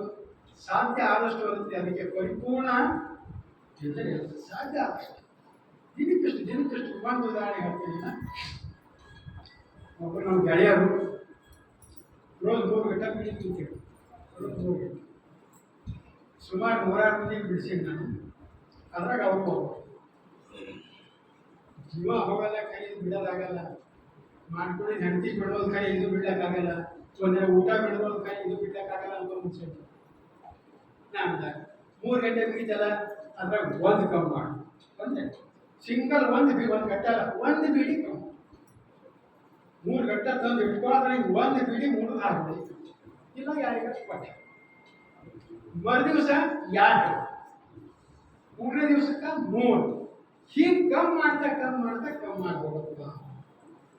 ನೀನು ಬಲ್ಲಿ ಬಿಡಬೇಕೆಂಬ ಭಾವನೆ ಬಂದ್ರೆ ಸಾಕು, ಒಟ್ಟು ಬಂದ್ರೆ ಸಾಕು. ನಾ ಖುಷಿ ಆಯ್ತದೆ. ಬೀಟಲ್ಲಿ ಹೇಳತ್ತಿ ಇದು ಏನೋ ಪ್ರಯತ್ನ ಮಾಡಿದ್ರೆ ಆಯ್ತದೇನೋ ಅಂತ ವಿಶ್ವಾಸ ಇದು ಮಾಡ್ತಿರ್ಬೇಕಾದ್ರೆ ಬಿಡು ಅಂದ್ರೆ ಆಗಲ್ಲ ಇದು ಮಾಡ್ತೇವೆ ನಾನು ಹಂಗೆ ಮಾಡ್ತೀನಿ. ಹಂಗೆ ಮಾಡೋದು ನಾವು ದಿನಕ್ಕೆ ಒಂದೊಂದು ಕಮ್ಮಿ ಮಾಡ್ತಾ ಬಿಟ್ಟರ ಇವತ್ತಿಗಿನ ಕೈದಾಗ ಹಿಡಿದಿಲ್ಲ. ಇದು ಬಿಡಕ್ಕೆ ಸಾಧ್ಯ ಇಲ್ಲ, ಸಾಧ್ಯ ಇಲ್ಲ. ಒಬ್ಬರು ಸ್ವಾಮಿಗಳು ತಮ್ಮ ಗೆಳೆಯರಿಗೆಲ್ಲ ಕರ್ಕೊಂಡು ಏನಂತಾರೆ ಕಾಶಿಗೆ ಹೋಗಕ್ಕೆ ತಯಾರಾಗಿರಂತ. ಅದ್ರಾಗಿಗೆ ಒಬ್ಬ ಊರಾಗ ಹೇಳ್ಕೊಂಡು ಮಹಾ ಕಳ್ಳ ಅವನು ಇವ್ರು ಪ್ರವಚನ ಕೇಳಿ ಕಾಶಿಗೆ ಹೋಗ್ಬೇಕು ಅಂತ ಗೊತ್ತಾಯ್ತು ಅವನಿಗೆ. ಇವ್ರುಗಳೇ ನಾವು ಹೋಗ್ತೀವಿ ಕರ್ಕೊಂಡು ಹೋಗಿ ಹೋಗ ನೀವು ಇವ್ರುಗಳಿಗೆ ವಿಷಯ ತಿಳಿಸ್ತಾರೆ. ಅವರಂದ್ರು ಯಾಕೆಂದ್ರೆ ಯಾರು ಬೇಡಂತ ಕನ್ನಡಿನ ಹೋಗ್ತಾರಲ್ಲ ಯಾರು ಬೇಡಂತ ಅಂದ್ರು. ಈ ಸುದ್ದಿ ಊರಾಗ ಹಾಡ್ತು ಗೊತ್ತಾಯ್ತು. ಅದ್ರಾಗೆ ಒಬ್ಬರಿಬ್ಬರು ಗುರುಗಳಿಗೆ ಬಂದು ಭೇಟಿ ಆಗತ್ತು. ಏನು ಬೇಕು ಮತ್ತೊಂದು ಕರ್ಕೊಂಡು ಬನ್ನಿ ಅವ್ನು ಮಾತಾಡೋಣ ಅವ ಸಾಂಕೇತಿಕ ನಾವೆಲ್ಲ ಹೆಂಗೆ ಬರೋರಿ ಅವ್ನಿಗೆ ಒಬ್ರಿಗೆ ಬೇಡ. ಇನ್ನೂ ಅವ್ರಿಗೆ ಬಿಟ್ಟು 10 ಮಂದಿಗೆ ಯಾರು ಕರ್ಕೊಳ್ಬೇಡಿ ಅವನಿಗೆ ಬೇಡ. ಅಲ್ಲಪ್ಪ ನೀವು ಮಾನ್ಸವಾಗೆಲ್ಲ ಬರಲ್ಲ ಕಂದಿದ್ದೇನೆ ಮತ್ತೆ ಹೆಂಗೆ ಮಾಡಿ ಇಲ್ಲಿ ಭಾಳ ಕಳ್ಳಾಗ್ತೀವಿ ನಾವು ಅಂದಿದ್ದೇನೆ ಅಲ್ಲ ಕಡೆ ಅಂದಿದ್ದೇನೆ ಮತ್ತೆ ಈಗ ಹ್ಯಾಂಗೆ ಮಾಡಿ ನಾನೇ ಸೇವೆ ಮಾಡ್ಕೋಬೇಕಾಯ್ತಲ್ಲ. ಬರ್ರಿ ನಾನು ನೋಡ್ತೀನಿ ಏನಾರು ಆಗುತ್ತೆ ನೀವು ಸ್ವಲ್ಪ ತಾಳ್ಕೊಳ್ಳಿ ಹೇಳಿದ್ರು ಬರೀ ಹೇಳಿ ಕೇಳಿ ಸನ್ಯಾಸ ಕರ್ಕೊಂಡು ಹೋಗಿ ಸ್ವಾಮಿ ತಲೆ ಅಂತಾರೆ. ಏನಂತ ನೋಡಪ್ಪ ನೀನು ಕರೆಕ್ಟ್ ಮಾಡೋದು ಬಿಡೋದು ಆಗಲ್ಲ ಆಗಲ್ಲ. ಮತ್ತು ನಾನು ಗುರು ಅಂತ ಹೋಗ್ತೇನೆ ಹೋಗ್ತೇನೆ ನಾನು ಹೇಳಿದ್ ಕೇಳ್ತೇನೆ ಮತ್ತೊಂದು ಕೇಳ್ತಾರೆ ಕೇಳ್ತೇನೆ ಇನ್ನೊಂದು ಬಿಡು ಅಂದ್ರೆ ಏನೂ ಆಗಲ್ಲ. ಇದೊಂದು ಬಿಟ್ಟು ಹೇಳಿ ಕೇಳ ಚಿಂತೆ ಇಲ್ಲ. ಇವತ್ತಿನ ಸುಳ್ಳು ಆಡಬೇಡ ಮಾಡ್ಬೋದಾ ಮಾಡ್ಬೋದು ಇದು ಮಾಡ್ತೀನಿ ಆಯ್ತು ಹೋಗ್ಬೋದು. ಕರೆಕ್ಟಿಂಗ್ ಮಾಡೋಕೆ ಮಾಡಿದೆ ಅಂತ ಹೇಳೋಕೈತದಲ್ರಿ ಮಾಡಿದೆ ಅಂತ ಸುಮ್ಮನೆ ಇರ್ತಾರ ಅಂತ ಮತ್ತೆ ಬಂತಿದ್ದು ಹೋದ್ರು ಬಂದು ಎಲ್ಲ ಕರ್ಕೊಂಡು ಹೋದ್ರು ಬಂತಾರೆ ಉಳಿದ್ರು. ಆ ಮಕ್ಕಳಿಗೆ ನಿದ್ದೆ ಬರೋದು ರಾಟಿ ಅದ ಅವನಿಗೆ ಕರೆಕ್ಟಿಂಗ್ ಮಾಡೋದು. ಅವ ಸುಮ್ಮನೆ ಏನು ಮಾಡ್ದ ಅವ್ರು ಕೆಲವರೆಲ್ಲ ಜೇಬ್ನಾಗ ಇಟ್ಕೊಂಡು ತಲೆಗೆ ಕೆಳಗೆ ಇಟ್ಕೊಂಡಿಟ್ಟು ಕೆಲವರೆಲ್ಲ ಇಟ್ಟಿರಲ್ಲ. ಇವ ಅವ್ರ ತಲೆ ಕೊಟ್ಟಿದ್ದಾಗ ಇವ್ರ ತಲೆ ಕೊಟ್ಟಿದ್ದ ಇವ್ರ ತಲೆ ಕೊಟ್ಟಿದ್ದಾಗ ಅವ್ರ ತಲೆ ಬಿಟ್ಕೊಡ್ತ ಹೇಗೆ ಶುರು ಮಾಡಿದೆವ ಇವ್ರ ತೆಗೆದಾಗ ಮತ್ತೊಂದು ತಲೆ ಕರಡಿಗೆ ಮಾಡೋದು ಹಿಂಗೆ. ಯಾಕೆ ಅವ್ನು ಚಟ ಅಲ್ಲ ಚಟ ಬಿಡ್ಲಕ್ಕೆ ಬರೋದು ನೋಡ್ಕೊಂಡು ಬಂದಿದ್ದು. ಮುಂಜಾನೆ ಎಲ್ಲರೂ ಎದ್ದು ನೋಡಿ ಗಾಬರಿ ಅಂತ ಹೇಳ್ಬಿಟ್ಟು ನಂದಿಲ್ಲ ನಿಂದಿಲ್ಲ ನಾನು ತಿಳಿಯಲ್ಲ ಅವನ ಮೇಲೆ ಎಲ್ಲರಿಗೆ ಯಾಕಂದ್ರೆ ಗೊತ್ತೇ ಇದೆ ಎಲ್ಲರಿಗೆ. ಯಪ್ಪ ಅದಕ್ಕೆ ನಾವು ಹೇಳಿದೆ ನಿಮ್ಗೆ ಕಡ್ಕೊಂಡು ಬ್ಯಾಡ ಬ್ಯಾಡ ಅಂತ ನೀವು ಕೇಳೋದು ಹೋಗಿ ಮತ್ತೆ ಕರ್ಕೊಂಡು ತಂದಿದ್ದು ಅವನೇ ಆದ್ರೂ ನಮಗೆ ಬಿಟ್ಟು ಏನೂ ಇಲ್ಲ ಬಾರ ಯಾಕೋತ ಮನೆ ಕರಡಿಗೆ ಮಾಡಿದ್ದೀನಿ ಮಾಡಿಲ್ಲ ಅಲ್ಲೋ ಹಿಂಗೆ ಅಂತ ಅದು ಮಾಡಿದ್ದೀನಿ ನಾ ತಗೊಂಡಿಲ್ಲ ನಾನು ತಗೊಂಡ್ರೆ ಕರಡಿಗೆ ಮಾಡಿದಾಗ ಅದು ತೆಗೆದಿಟ್ಟಿದೆ ಅವ್ರು ಬಿಟ್ಟಿದ್ದು ಅವ್ರ ಕೆಳಗೆ ಅವ್ರ ಹಿಂಗೆ ಇಟ್ಟಿದೆ ನಾ ತಗೊಂಡಿದ್ದೆ ಹಂಗಾರೆ ಯಾಕೆ ಮಾಡಿದ್ರು ಏನು ಮಾಡಿದ್ದಪ್ಪ ಹಣ್ಣು ಹಾಕಿಲ್ಲ ಇಟ್ಟು ಕಮ್ಮಿ ಮಾಡ್ತಾರೆ ನೋಡಿ ಇಂಥ ಅಂಶ ಓಸ್ ಮುಂದೆ ನಾವು ಮಾಡಿದ್ದೀನಿ ಅಂತ ಹೇಳ್ಕೋಬೇಕಾದ್ರೆ ಬದಲಾವಣೆ ಆಗಿರ್ಬೇಕು. ಇದನ್ನ ವಿಚಾರ ಮಾಡ್ಬೇಕಲ್ಲ. ಅದಕ್ಕೆ ಆ ಸತ್ಯ ಏನು ಮಾಡ್ತು ಅಂದ್ರೆ ಆ ಕಳತನ ಬಿಡಿಸ್ತು ಅದಕ್ಕೆ ಇದು ಬಿಡಲ್ಲ ಇದು ಆಗಲ್ಲ ಎಂದು ಅನ್ಬೇಡ್ರಿ. ನಿಮ್ಮಲ್ಲಿ ಪ್ರಾಮಾಣಿಕವಾದಂಥ ಪ್ರಯತ್ನ ಇದ್ದರ ಅದು ಸಾಧ್ಯದ ಅಂತ ಹೇಳ್ತಾ ನಿಮ್ಮ ಕೈ ಮುಂದೆ ನಾನು ಮಾತು